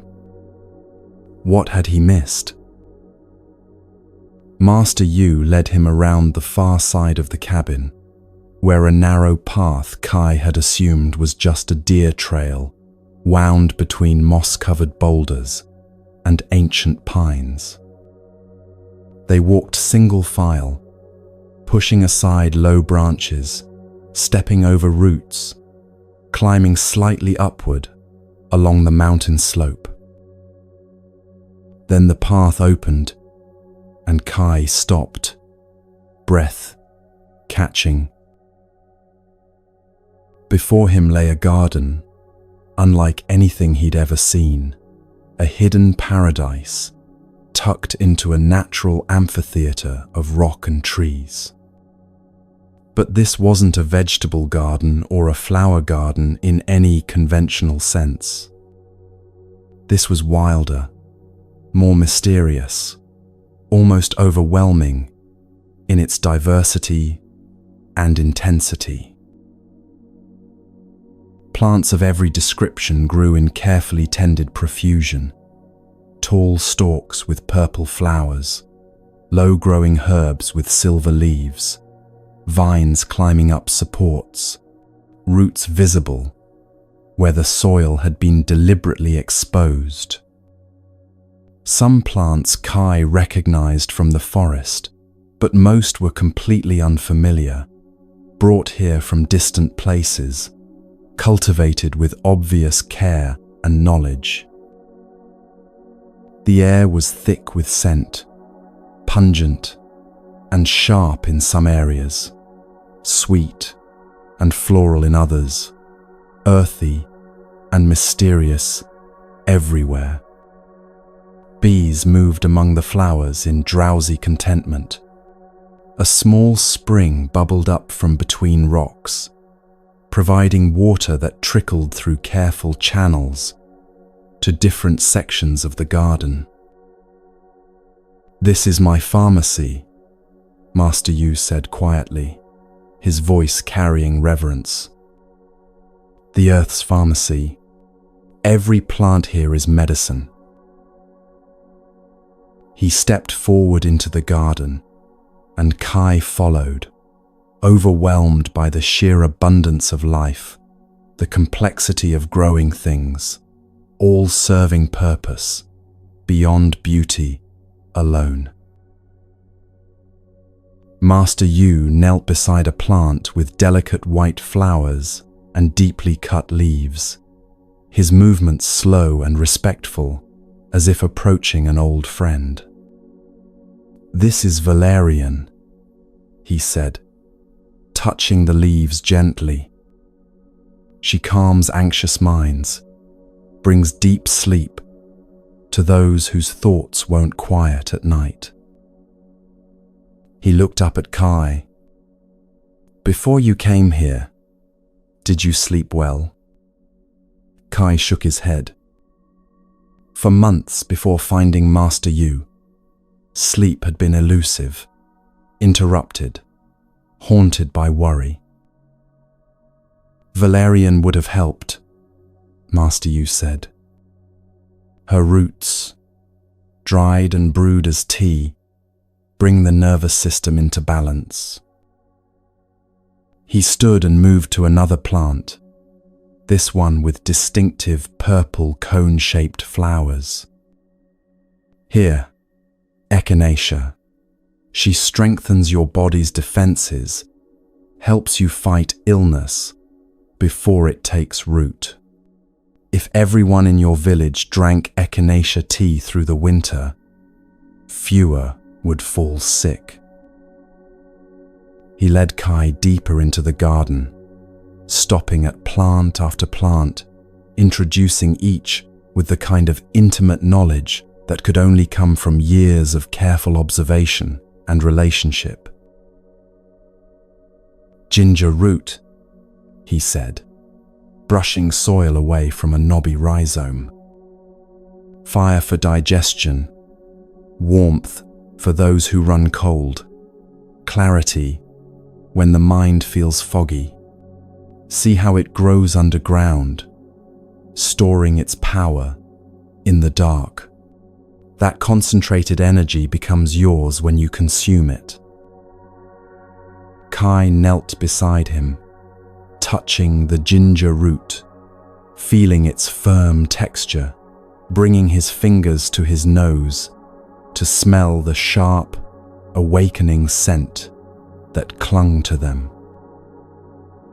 "Chamomile for gentle calming," Master Yu continued, moving through the garden like a curator in a living library. "Mint for mental clarity and digestive ease, lavender for peace and sleep, elderberry for immune strength, nettle for vitality and blood building." Each plant had a story, where it preferred to grow, what conditions it needed, what gifts it offered in return for proper care. Master Yu knew them all intimately, spoke of them with affection and respect, touched them with gentleness. "Come," he said, gesturing for Kai to smell a particular herb. "Use all your senses. Smell, touch, even taste when I tell you it's safe.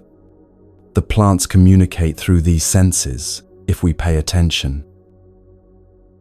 Kai leaned close to a silvery-leaved plant and inhaled deeply. The scent was complex, slightly bitter, slightly sweet, immediately clearing his sinuses and sharpening his awareness.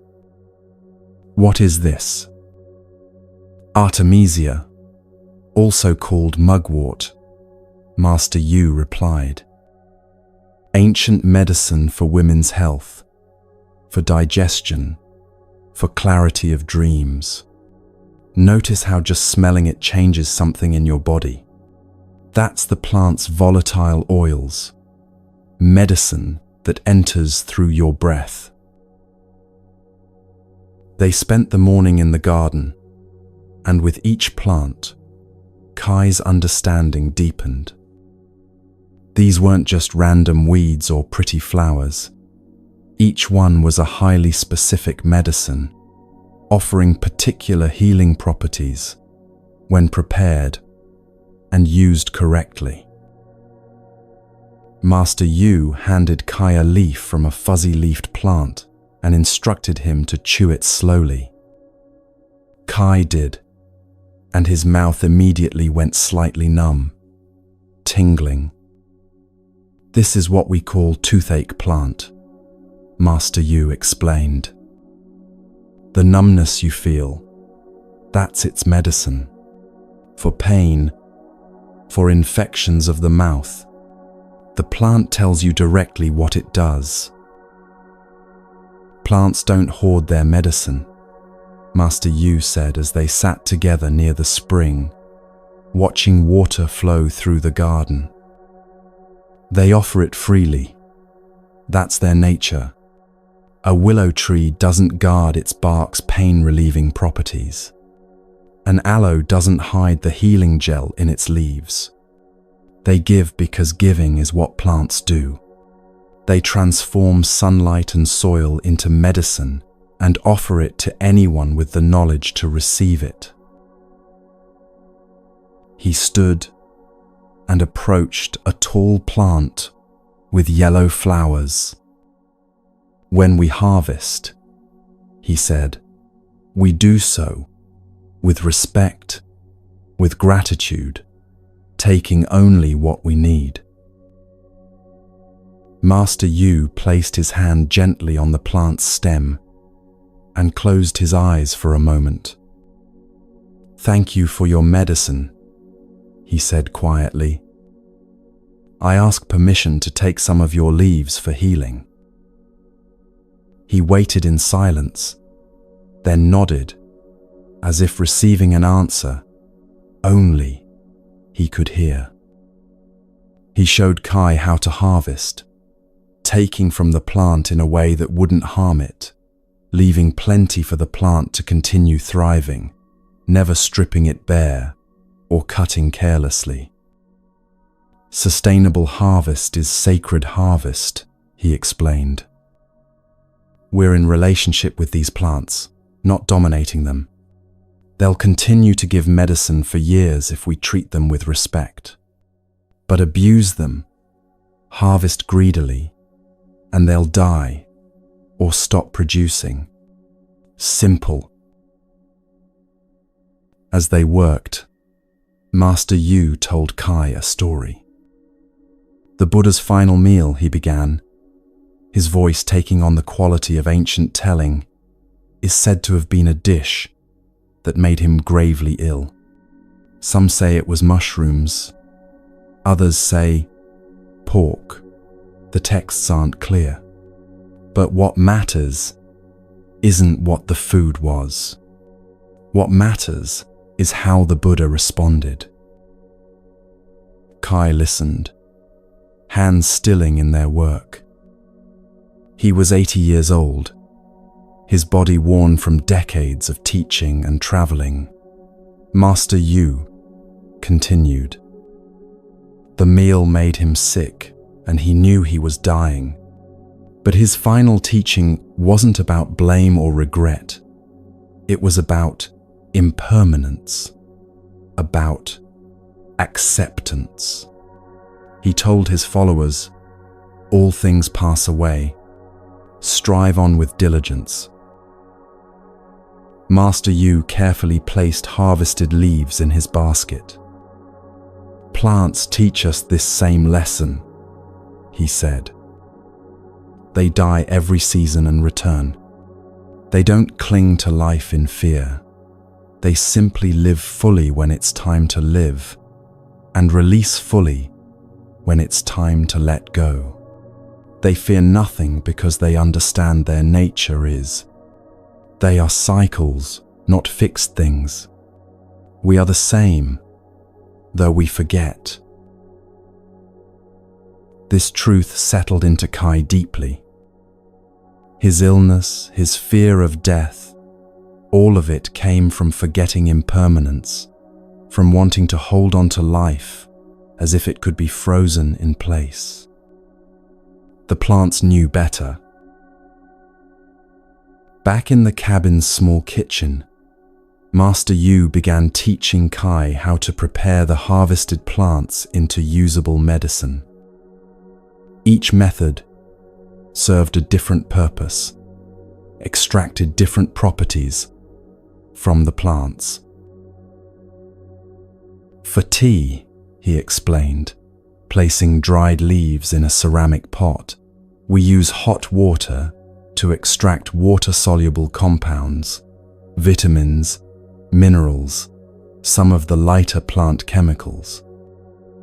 He poured steaming water over chamomile flowers and covered the pot. "We steep, not boil. Too much heat destroys some of the medicine." He showed Kai how to make tinctures, soaking roots and leaves in alcohol to extract compounds that water alone couldn't reach. How to make poultices by crushing fresh herbs and applying them directly to skin for wounds or inflammation. How to mix herbs with oil or beeswax to create healing salves. "This is alchemy," Master Yu said as they worked, grinding dried roots with mortar and pestle. Taking what the earth provides and transforming it into concentrated healing. But the real alchemy happens in your body. These plant compounds, interact with your cells, your organs, your systems in ways we're only beginning to understand.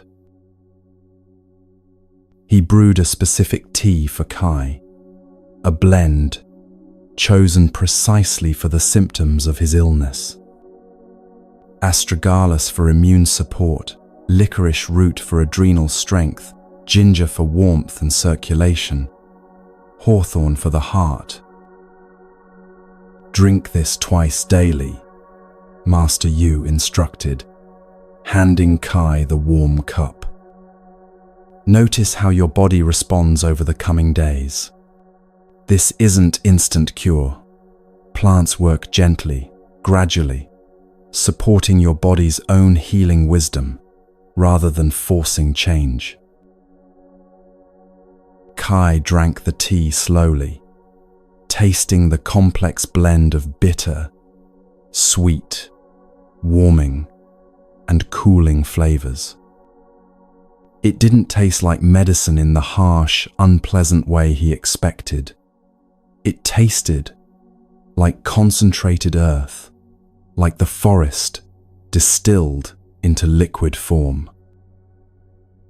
Over the following days, Kai learned to brew his own remedies under Master Yu's watchful guidance.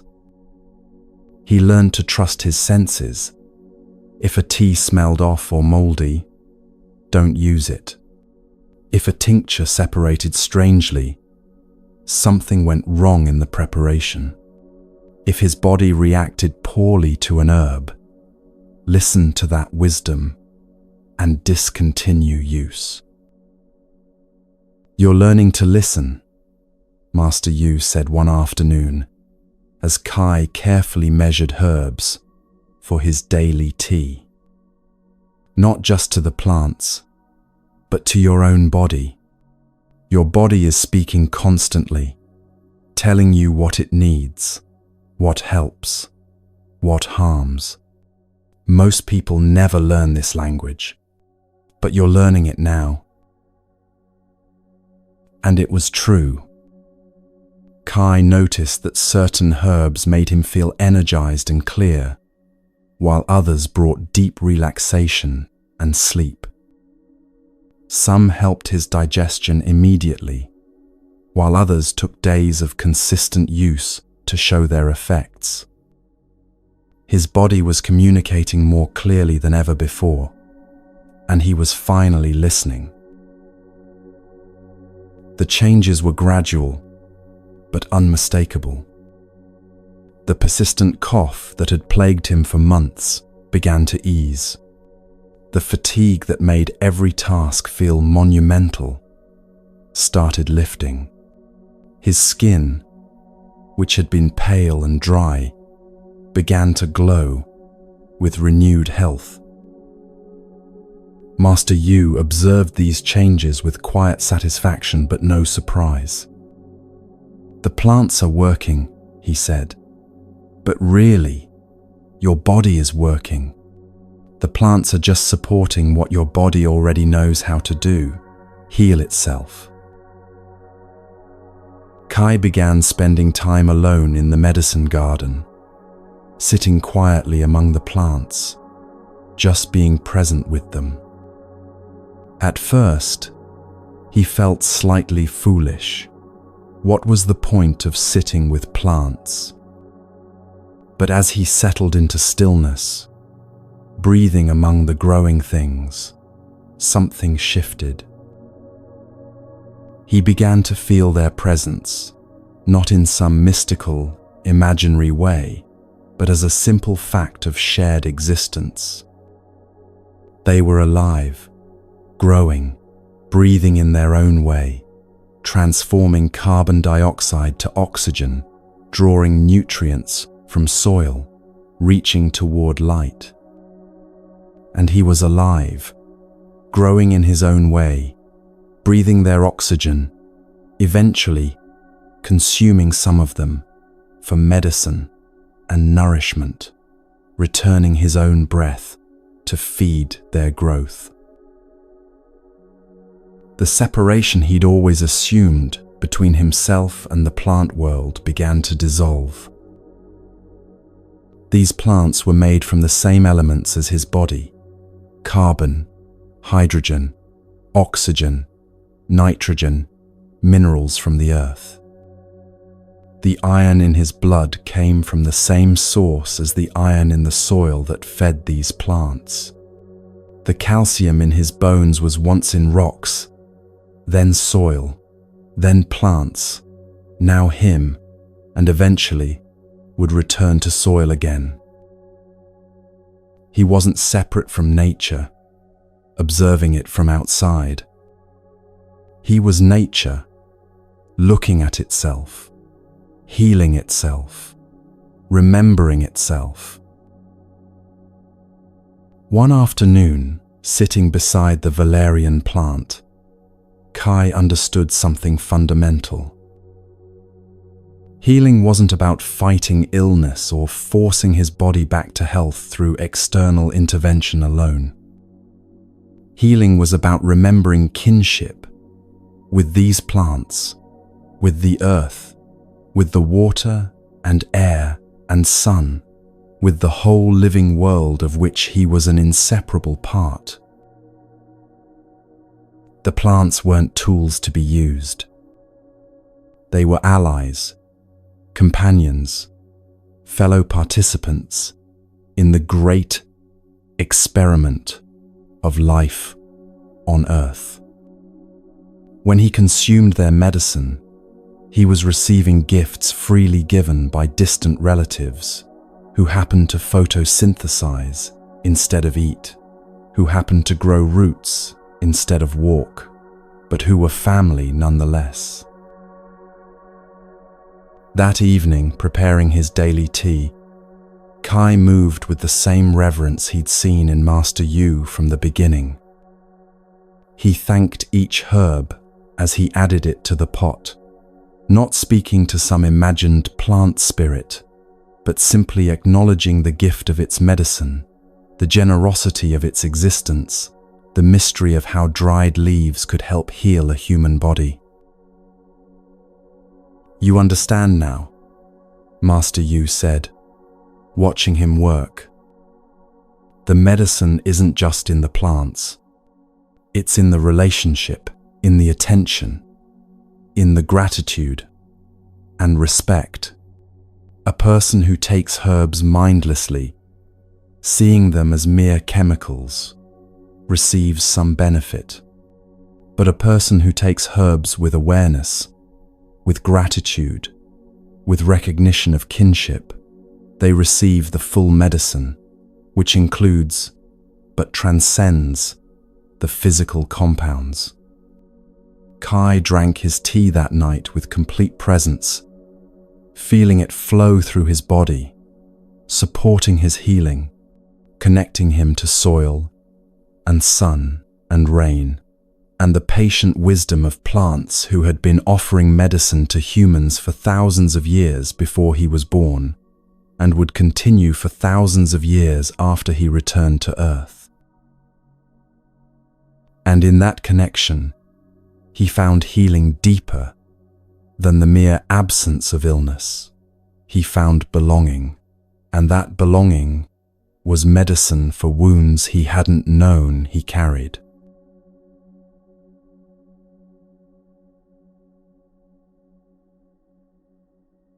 One month had passed since Kai arrived at Master Yu's mountain home. His body had grown strong, his mind clear, his spirit settled.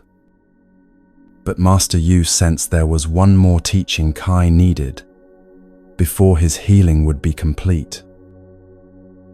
"One more journey," the old master said one morning after their meditation. They set out, walking deeper into the mountains than Kai had yet ventured, following a path that wound upward through dense forest and over rocky outcroppings. The air grew cooler as they climbed, and the trees began to thin. After an hour of steady walking, they arrived at the mouth of a cave, a dark opening in the mountainside that seemed to exhale cool, mineral-scented air.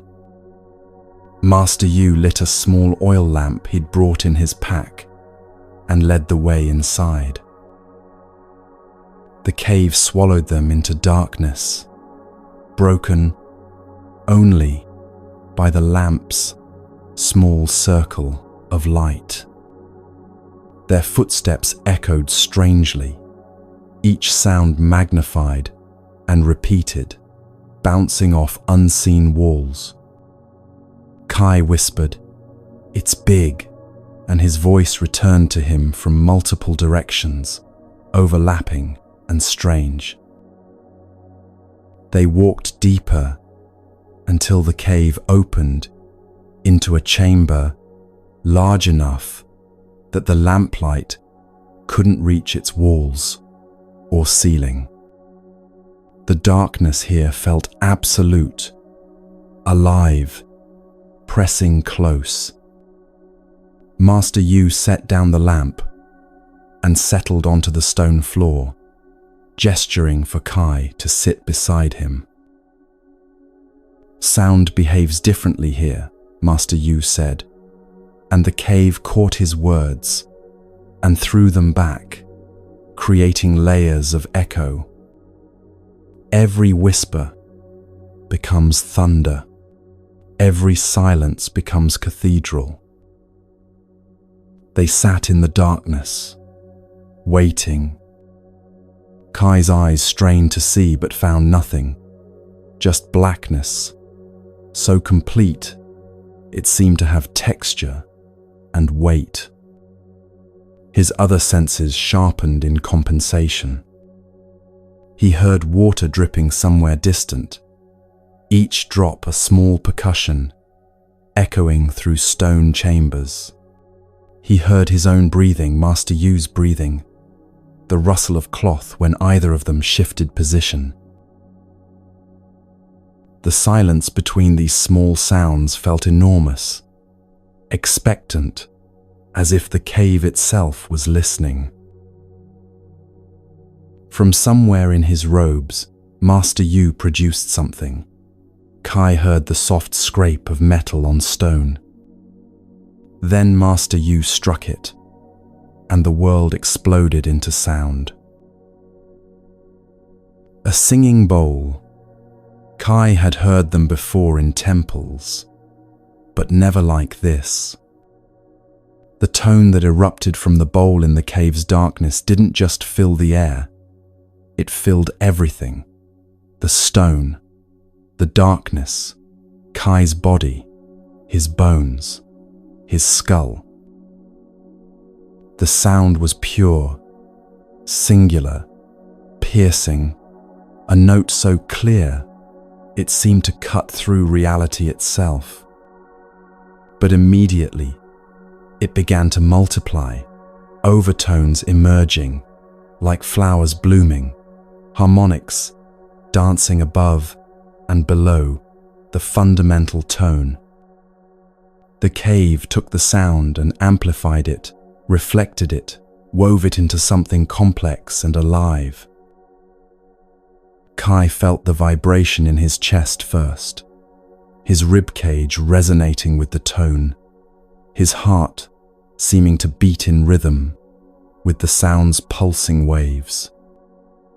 Then in his skull, the bones of his head vibrating sympathetically, creating sensations he'd never experienced. Then everywhere, every cell in his body responding to the sound, trembling with it, becoming part of it. He closed his eyes, though it made no difference in the absolute darkness. And with his eyes closed, something extraordinary happened. The sound became visible. Colors bloomed in the darkness behind his eyelids, deep purples and blues, then golds and whites, swirling and pulsing in patterns that matched the overtones he was hearing. The sound had texture now, shape, dimension. He could see it moving through space, could see the waves radiating outward from the bowl, bouncing off cave walls, interfering with each other to create standing waves of pure vibration. Energy moved through him with the sound, not his energy, but the sound's energy, or perhaps there was no difference. Old tensions vibrated loose and dissolved. Stuck places in his body that he hadn't even known were stuck began to release, opened by the relentless, gentle pressure of vibration. The sound lasted perhaps 30 seconds, though time felt meaningless in the darkness. Gradually, the fundamental tone faded, but the overtones continued, growing softer and softer, higher and higher, until they passed beyond the range of hearing. But they didn't disappear. They transformed into silence. And the silence that followed wasn't empty. It was alive, ringing, saturated with the memory of sound. It was like the silence after lightning, when the air still vibrates with electricity, even though the flash is gone. Kai sat in this living silence, his body still humming with resonance, and understood something he couldn't have understood before. Sound and silence are one. Master Yu's voice came soft through the darkness. They're not opposites. They're two faces of the same truth. The Buddha taught with words for 45 years, but he found truth in wordlessness. Sound arises from silence, returns to silence, and silence is never broken by sound, because silence contains all sound, all vibration, all possibility. Kai felt tears on his cheeks again, though he couldn't have said why. Something in him was breaking open, or perhaps finally healing closed.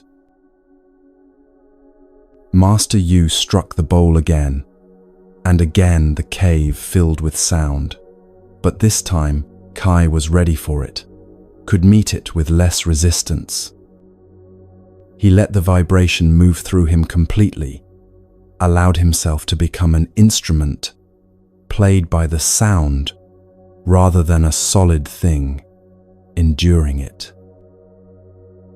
When the tone faded this time, the silence felt even deeper, richer, more textured. Then, Master Yu brought out other instruments.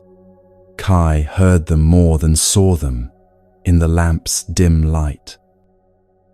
A bell, small and bright, its tone cutting through the darkness like a silver thread. A wooden flute, its sound breathy and hollow, curling through the cave like smoke. Something stringed, maybe a small harp or zither, its notes cascading like water over rocks. A drum, its deep heartbeat throb resonating in Kai's belly and chest. Each instrument created different sensations in Kai's body. The bell's high frequencies seemed to clear his head, bringing sharp alertness. The flute's middle tones opened his chest and throat, made breathing feel easier and deeper. The strings touched something in his heart, not sad, not happy, just tender, open, vulnerable. The drum grounded him, connected him to earth, to his lower body, to primal rhythms older than thought. Sound is medicine. Master Yu said between instruments. Different tones heal different ailments, reach different parts of the body and spirit. This has been known for thousands of years. Sound breaks up stuck energy, realigns what's misaligned, reminds the body of its natural, harmonious state. He played the singing bowl again, longer this time, and Kai felt things releasing in his body that he hadn't known were stuck. Old pain in his lower back that had been there so long, he'd stopped noticing it. Tension in his jaw from years of clenching worry. Tightness in his shoulders from carrying burdens, both physical and emotional. The sound washed through him like the stream had washed over him, like water finding every crack and crevice, like gentle, persistent pressure that couldn't be resisted, only received. Old fear rose and dissolved in the vibration. Old grief surfaced and was released. Old anger that he'd been holding in his belly for years trembled loose and flowed away with the sound. Between each instrument, silence. And with each return to silence, the silence grew deeper, more spacious, more filled with presence. Kai began to hear things in the silence he'd never heard before. His own heartbeat, steady and strong, not just felt, but actually heard as a soft, rhythmic pulse. His blood flowing through his veins, a subtle rushing like distant water. His breath moving in and out, the soft whisper of air at his nostrils, the gentle expansion and contraction of his lungs. Deeper still, the earth itself seemed to be humming, a vibration so low and constant he'd never noticed it before, but which now seemed obvious, fundamental, the bass note underlying all existence. In the deepest silence, he heard everything. Not as separate sounds, but as one vast symphony of which his heartbeat and the earth's hum and the dripping water and Master Yu's breathing were all movements, all voices in a conversation that had been going on since the beginning and would continue until the end. This silence wasn't the absence of sound. It was the presence of peace, complete, total, absolute peace that made room for all sound without being disturbed by any of it. They sat for a long time in this ringing silence, neither moving nor speaking. Time dissolved. The darkness became friendly, intimate, like being held in the earth's womb. Kai felt safe in a way he'd never felt safe before, not protected from danger, but at peace, regardless of danger, at peace with the fundamental nature of existence itself. Finally, Master Yu stirred and lifted the lamp. "Come," he said quietly. "Carry this silence with you." They walked out of the cave into afternoon sunlight that seemed impossibly bright after the darkness. Kai blinked, momentarily blinded, then his eyes adjusted and the world came into focus. Everything seemed quieter than before, or perhaps Kai was simply more quiet inside, more still, more able to hear subtle sounds he'd always missed. He noticed birdsong, not just as background noise but as distinct voices, each bird singing its own song. He noticed wind moving through different types of trees, each creating its own particular rustle and whisper. He noticed his own footsteps on the path, the small sounds of cloth moving as he walked, Master Yu's steady breathing beside him. All of it was music. All of it was prayer. All of it was the same sound that had filled the cave, just wearing different faces, playing different instruments. Silence isn't the absence of sound, Master Yu said as they walked. It's the presence of peace. You can carry this peace with you always, even in the noisiest places. The outer world may be loud, but your inner silence can remain undisturbed if you remember what you learned in the cave today. That night, after a simple meal eaten in companionable quiet, Kai sat alone outside the cabin, under stars. He sat in silence, listening to nothing in particular and hearing everything.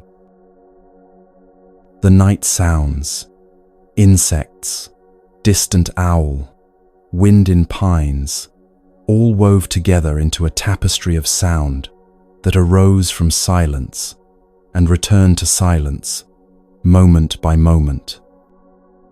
And beneath it all, that fundamental peace he'd touched in the cave's darkness, still accessible, still present, always available if he simply stopped and listened. This was a different kind of healing than the others, not healing of body or even mind, but healing of spirit, healing of the deepest part of him that had been wounded by years of noise and distraction, and forgetting to listen to the vast quiet that holds all things. In that silence, in that peace, Kai found himself home.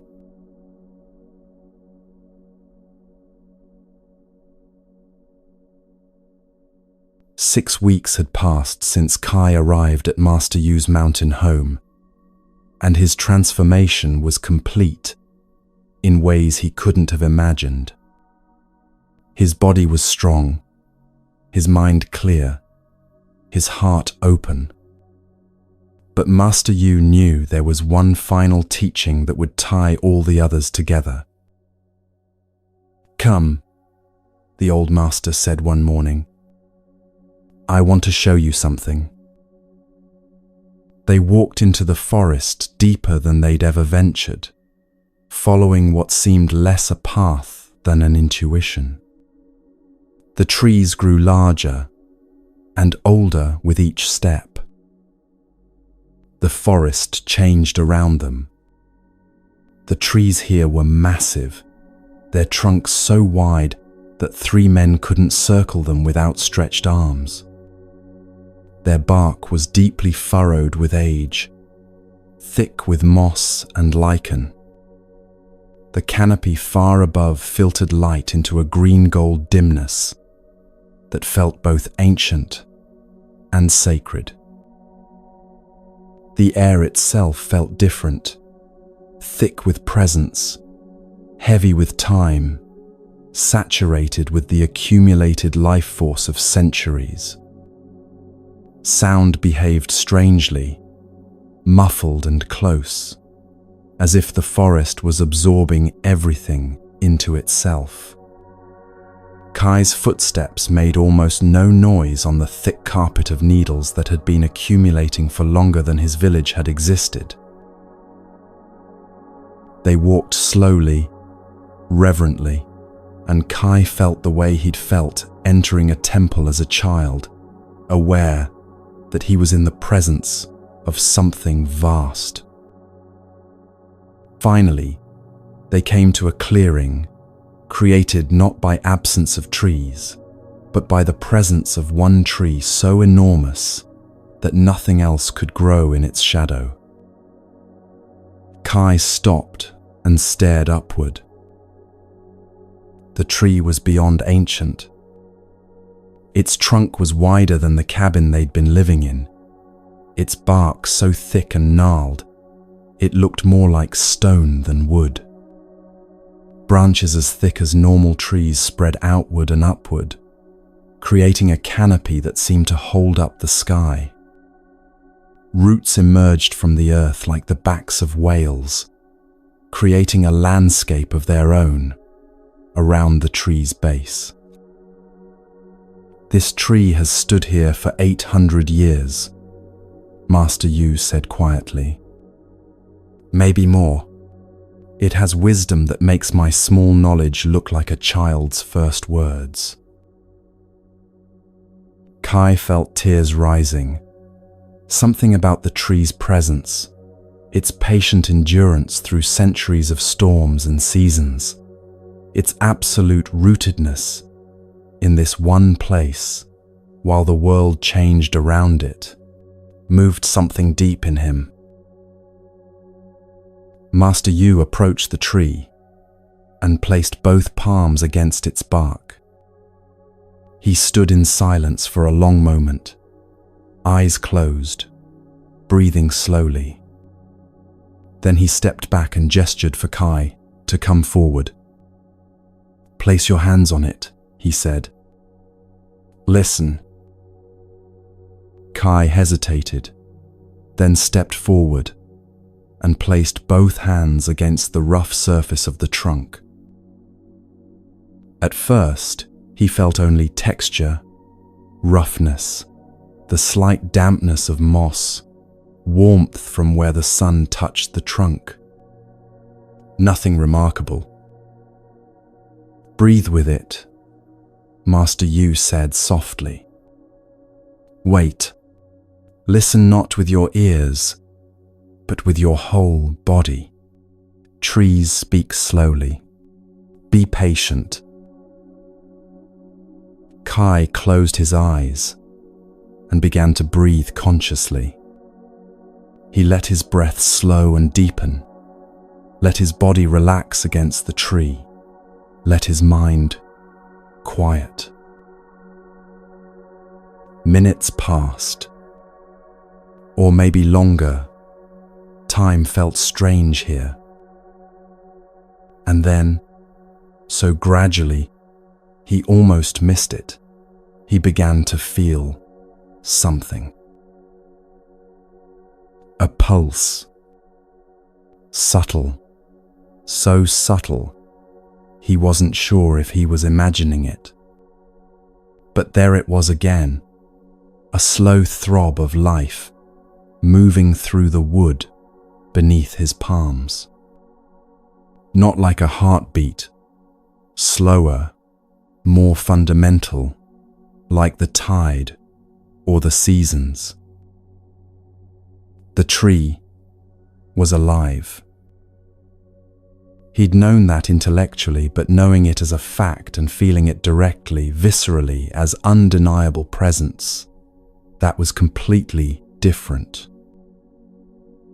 The aliveness beneath his hands was immense, patient, powerful, in a way that had nothing to do with force and everything to do with endurance, with deep rootedness, with absolute commitment to this one place, living, growing, reaching toward light, while simultaneously reaching toward darkness, holding earth and sky together. He felt the tree's roots extending deep into the earth, deeper than the tree was tall, spreading wide, drawing water and minerals from soil.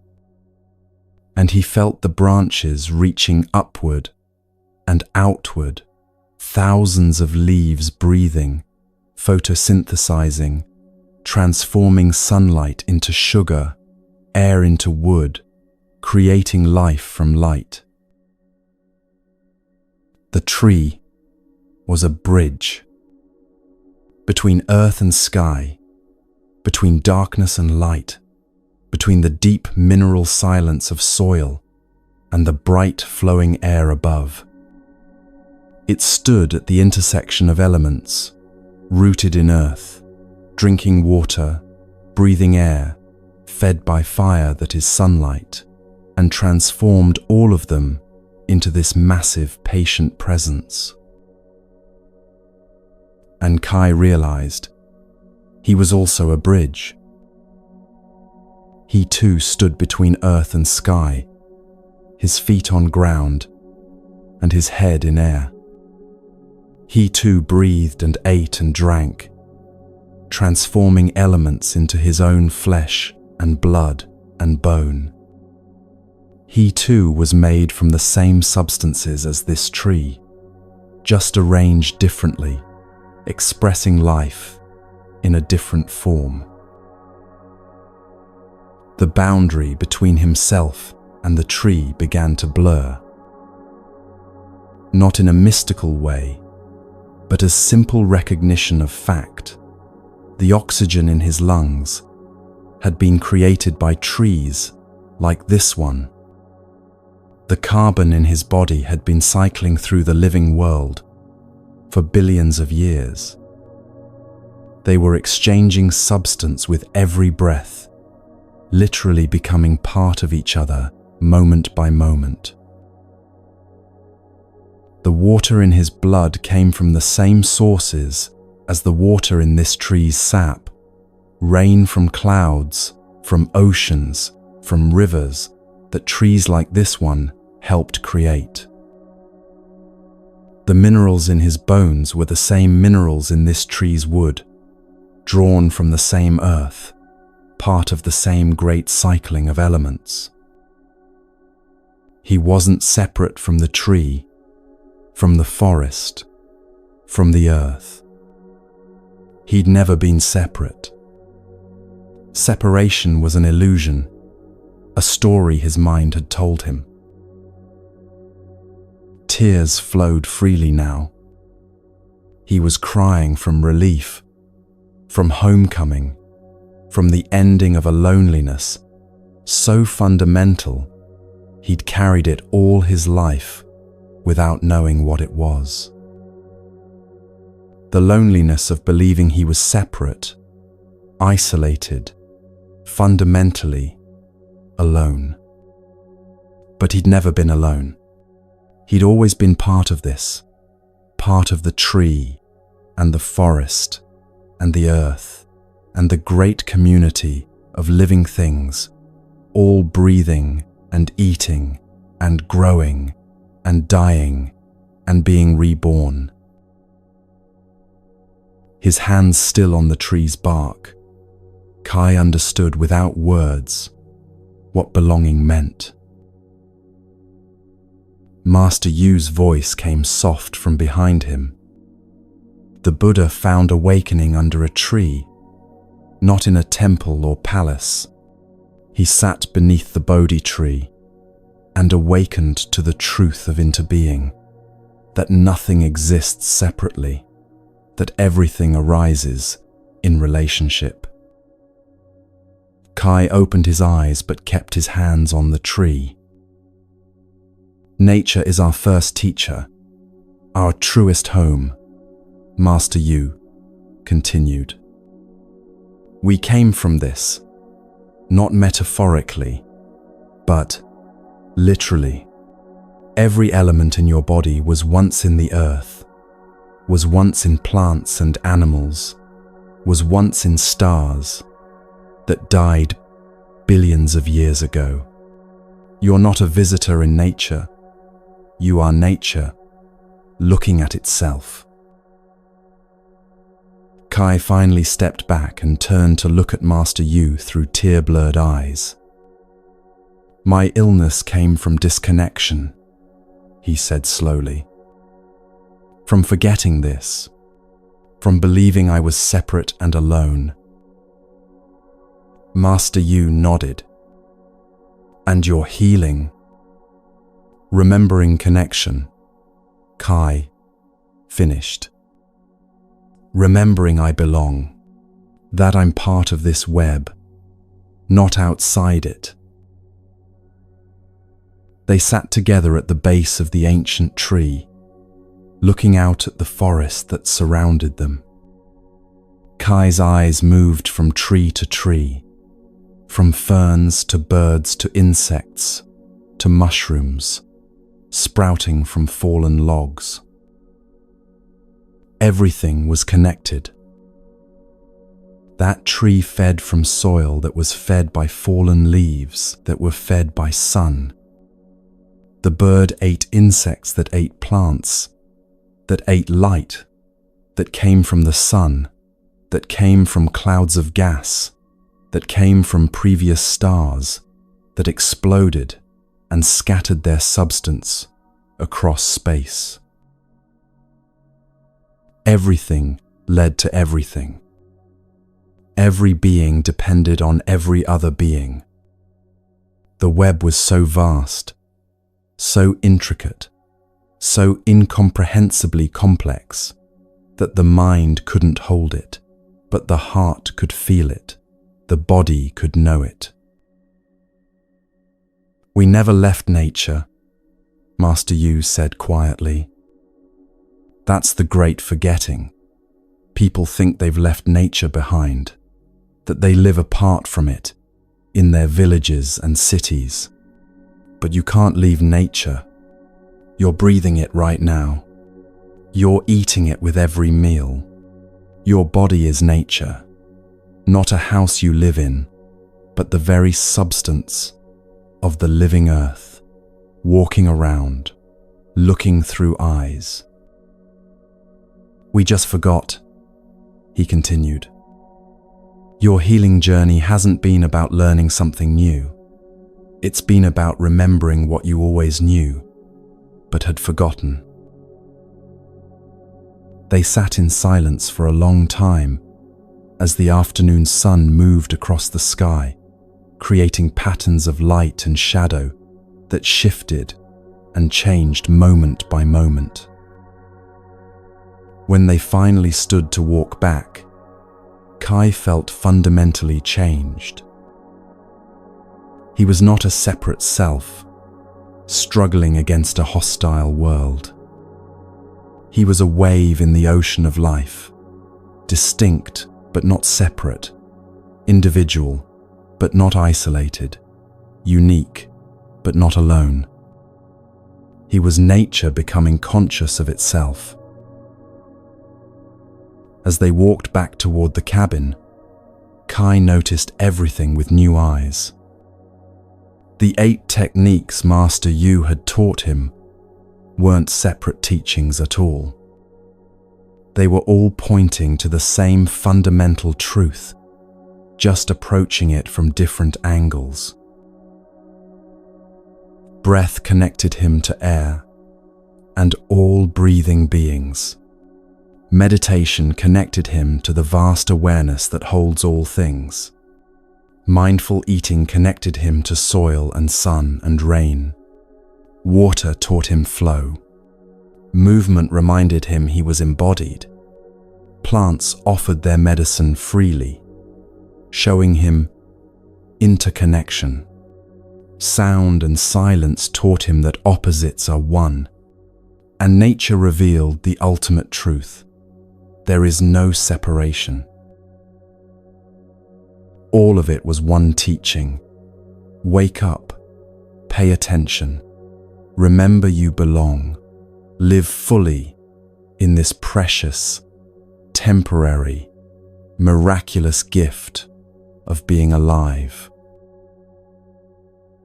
Wholeness, connection, presence, life itself, in all its forms, all its expressions, all its infinite creativity. This was what Master Yu had given him, not techniques to master, but eyes to see what had always been true.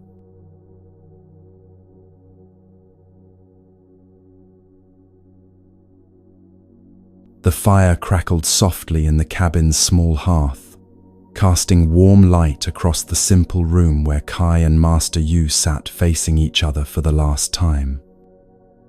Outside, night had settled over the mountains. Inside, silence held them both, the rich, full silence of two people who had shared a profound journey together. Kai was leaving in the morning. His body, which had been weak and failing when he arrived 6 weeks ago, was now strong and vital. But the healing went far deeper than physical restoration. He had been transformed, not into someone new, but into who he'd always been, beneath the layers of fear and disconnection. The illness had forced him to stop, to seek, to open himself to teachings he would never have sought otherwise. Master Yu studied Kai's face in the firelight. "You came seeking cure," he said quietly. "You found something else." "I found myself," Kai said. "Not the self I thought I was, the separate, struggling self, but the self that's connected to everything, that was never really separate at all." They sat in silence for a long time, comfortable and complete. The fire popped and shifted. Finally, Master Yu spoke again. "The techniques I showed you, they're keys." He paused. "But you are the door." Kai leaned forward, listening. "Healing isn't what I gave you," Master Yu continued. "I only reminded you of what you already knew, what you'd forgotten, what was always within you, waiting to be remembered." He shifted by the fire. "The techniques are useful, paths that others have walked before, but they work because you brought yourself to them fully, because you were ready to remember." Kai felt tears rising. These weeks had opened something in him that wept easily now, not from sadness, but from the recognition of truth. "The real teacher was never me," Master Yu said. "It was your breath, your body, the water, the trees, the silence, your own direct experience of being alive." The fire crackled, filling the pause. "When you leave here tomorrow, you're not leaving the teachings behind," Master Yu said. "You're carrying them with you because they were never outside you to begin with." Master Yu poured tea for both of them. They drank in silence, savoring the simple act. After a while, Master Yu set down his cup. "When you return home, people will ask what I taught you," he said. "What will you say?" Kai considered this carefully. "I'll tell them to breathe," he said slowly. "To actually feel their breath, to be present for it." He paused. "I'll tell them to be still sometimes, to sit and watch their minds without being swept away by every thought. I'll tell them to notice what they're eating, to taste their food, to remember that every meal connects them to soil and sun and rain." His voice grew stronger. "I'll tell them to learn from water, to be flexible, to flow around obstacles. I'll tell them to move their bodies with awareness, to remember that movement is medicine and prayer. The teachings flowed through him naturally. I'll tell them about plants and their generous medicine, about sound and silence being one thing, about touching trees and remembering they were never separate from nature. He stopped and said simply, I'll tell them to remember they're alive, and that being alive is enough. Master Yu nodded slowly. Good, he said. But remember this too. He shifted forward, his face serious. The Buddha's last words were these: all things pass away. Work out your own salvation with diligence. He let this settle. Not my salvation, Kai. Your own. Each person's own. When you teach these techniques to others, and I hope you will, remember that you're inviting them to their own direct experience, their own discovery. Master Yu's eyes held his. Every person must walk their own path. What worked for you might work differently for them. Trust their process, just as I trusted yours. Kai absorbed this, understanding the responsibility of carrying these teachings back to his village. And remember this most important thing, Master Yu continued, his voice dropping to almost a whisper. Suffering ends not when we escape life or achieve some perfect state. Suffering ends when we stop fighting life, stop fighting ourselves, stop resisting what is. The 8 techniques aren't about escaping your humanity, he said. They're about embracing it fully, the pain and the joy, the health and the sickness, all of it. When you stop fighting, when you open to what is, when you remember you're part of something vast and connected, then suffering transforms.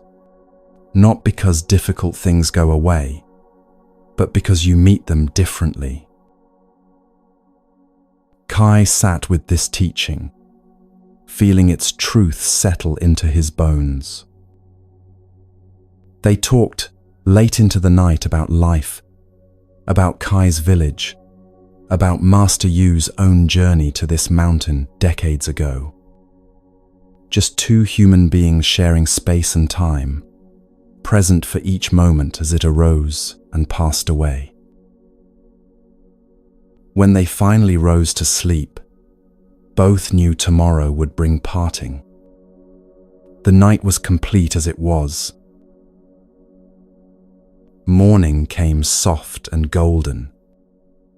Kai packed his small bag, the same one he'd arrived with, but somehow it felt lighter now. Despite carrying the herbs Master Yu had insisted he take for the journey home. Master Yu stood at the cabin door, the morning light catching his white hair and beard. They faced each other, and for a long moment, neither spoke. Then they embraced, a long, full embrace that said everything words couldn't. Gratitude, love, respect, blessing, goodbye, and not goodbye, all woven together. When they stepped apart, Kai picked up his bag and walked to the edge of the clearing. He turned back once to look at Master Yu still standing in the doorway, hand raised in blessing, not a wave goodbye, but a gesture of benediction, of trust. Kai raised his own hand in response, then turned and began walking down the mountain path. With each step, the cabin behind him grew smaller until the trees swallowed it completely and it disappeared. But Kai carried the proof in his healthy body, his clear mind, his open heart. He was alone now, but not lonely. The solitude felt different, not isolation, but peaceful independence. He was alone the way a tree is alone, or a mountain, distinct and individual, but never truly separate from the vast web that holds all things. As he walked, he practiced his breathing, noticed the morning bird song, felt his feet touching the earth with each step. Everything Master Yu had taught him was available right here, right now, in this simple act of walking down a mountain path. He was carrying the teachings home, yes, but more than that, he was becoming them, embodying them, living them with each breath and step. And soon he would share them with others who were ready to remember, who were ready to wake up to the gift of being alive. He thought of his village waiting below, his family, his neighbors, the people who had watched him leave sick and desperate 6 weeks ago. They would barely recognize him now, not just because his body had healed, but because something essential had changed. He would teach them what he'd learned, but gently, without force, trusting that those who were ready would hear, and those who weren't would find their own paths in their own time. He would live the teachings rather than preach them. The morning sun warmed his shoulders as he walked. Birds called from the trees. A breeze carried the scent of pine and wildflowers. Everything was exactly as it should be, not perfect, but complete in this moment, whole in this breath. Kai smiled, took a deep conscious breath, and continued down the mountain path, toward home, toward the rest of his life, toward whatever came next. He was ready. Not because he had all the answers, but because he'd learnt to live the questions, to embrace uncertainty, to trust the process of being alive. The path wound downward through the forest, and Kai followed it with a light heart, carrying Master Yu's blessing and the 8 keys to healing, ready to share them with a world that needed them as much as he once had.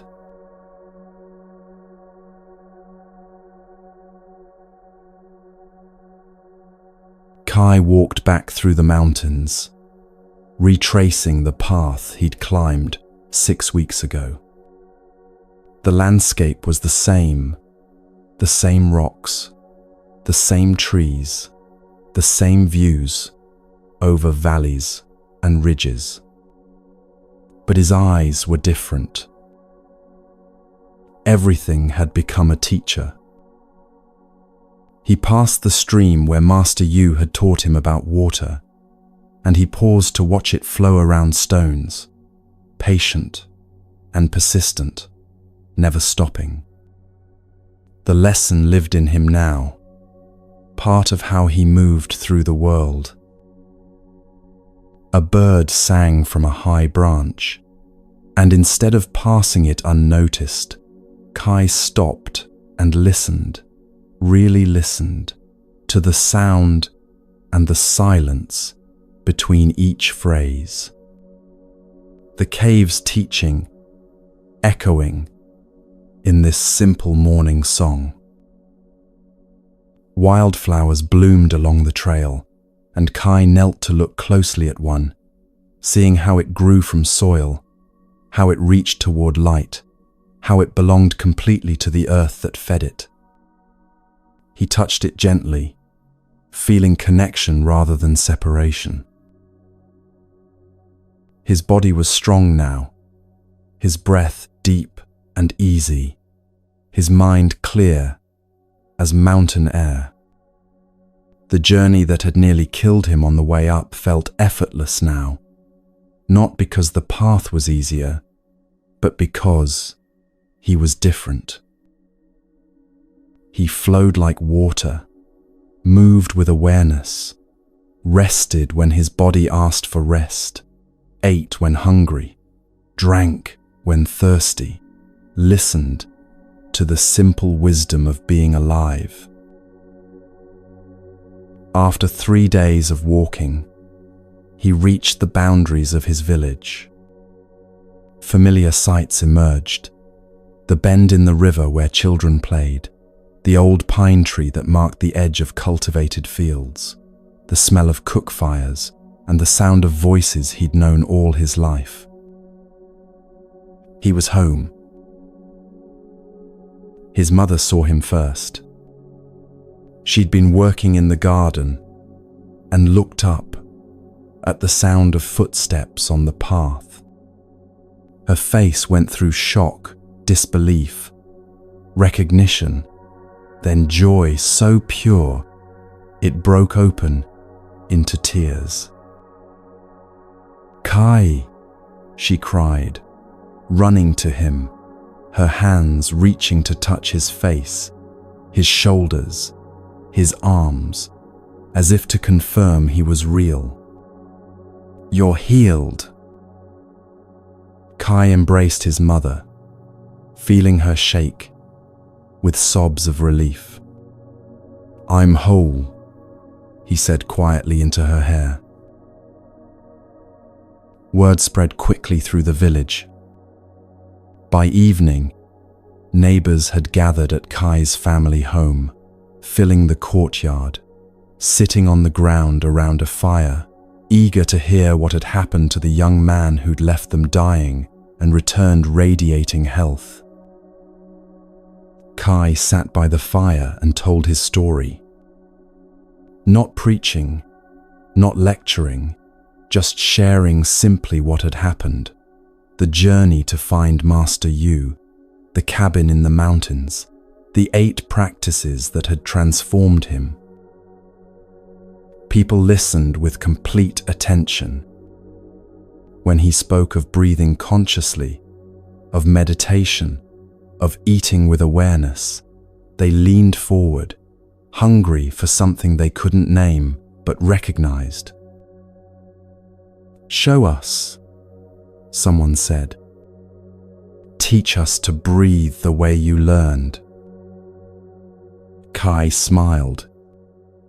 "Close your eyes," he said gently. "Just feel your breath, in and out. That's all. Just notice." Around the fire, people closed their eyes and breathed together. Some cried, some smiled, some simply sat in the peace of paying attention for perhaps the first time in their lives. Kai realized in that moment that he wasn't just healed, he'd become a healer. Not through grand gestures or complicated knowledge, but through simple presence, through willingness to share what had been freely given to him. Days passed, and Kai began teaching in earnest. Each morning before dawn, he met a small group in the village square and led them through the movement practice Master Yu had taught him. Arms rising with breath, weight shifting from foot to foot, bodies remembering what minds had forgotten. He helped families start kitchen gardens with medicinal plants, valerian for sleep, ginger for digestion, mint for clarity. He taught them to harvest with gratitude, to prepare remedies with care, to listen to what their bodies needed. He encouraged mindful eating, showing people how to slow down, to taste their food, to feel the nourishment entering their bodies. Meals became ceremonies of gratitude rather than rushed necessities. It wasn't grand or dramatic. It was simple, daily, real, the kind of transformation that happens slowly, like water wearing stone, like seeds becoming trees. The wisdom began to spread like ripples from a stone dropped in still water, touching one person, then another, then their family, then their neighbors. Master Yu's teachings were taking root in this village, growing in new soil, adapting to new conditions, bearing fruit in new forms. Kai understood his purpose now. He wasn't the last student of Master Yu, he was the next teacher. His role was to be a light that lit other lights, a flame that shared itself without diminishing, a bridge between the ancient wisdom hidden in mountains and the people who needed it in their everyday lives. Kai's journey is every journey. His healing is every healing. The 8 techniques he learned, conscious breathing, meditation, mindful eating, learning from water's flow, moving with awareness, receiving plant medicine, listening to sound and silence, remembering connection with all of nature, they're yours now too. These aren't things to achieve or master. They're ways to remember what you never lost, your aliveness, your belonging, your wholeness. You don't need to climb a mountain or find a hermit. The healing Kai found is already within you, waiting to be remembered. Start anywhere. One breath, fully felt. One moment of stillness, watching your mind without judgment. One bite savored completely. One step taken with full awareness. One glass of water drunk with gratitude.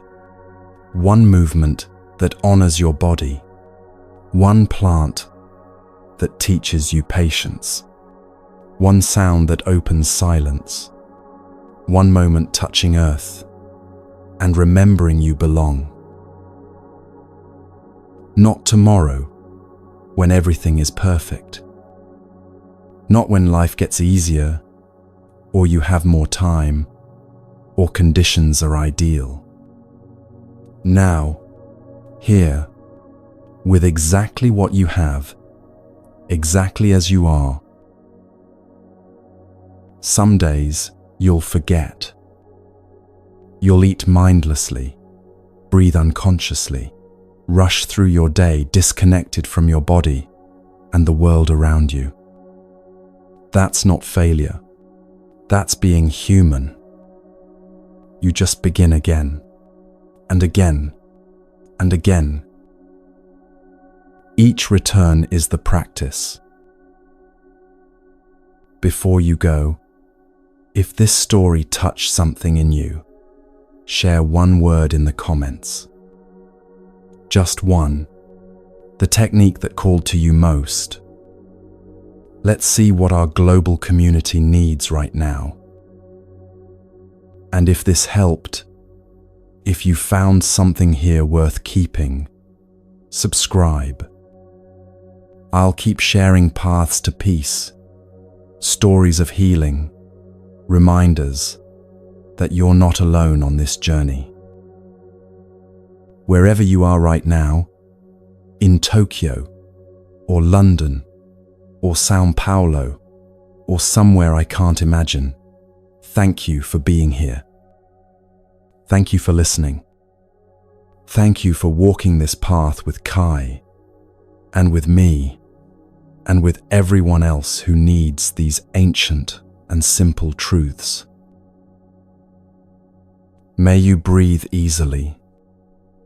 May you find stillness when you need it.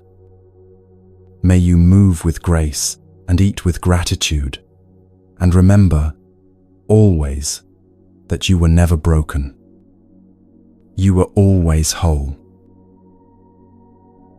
These 8 keys will be here whenever you need them. This story, this sanctuary, always waiting. Until next time, peaceful friend, breathe easy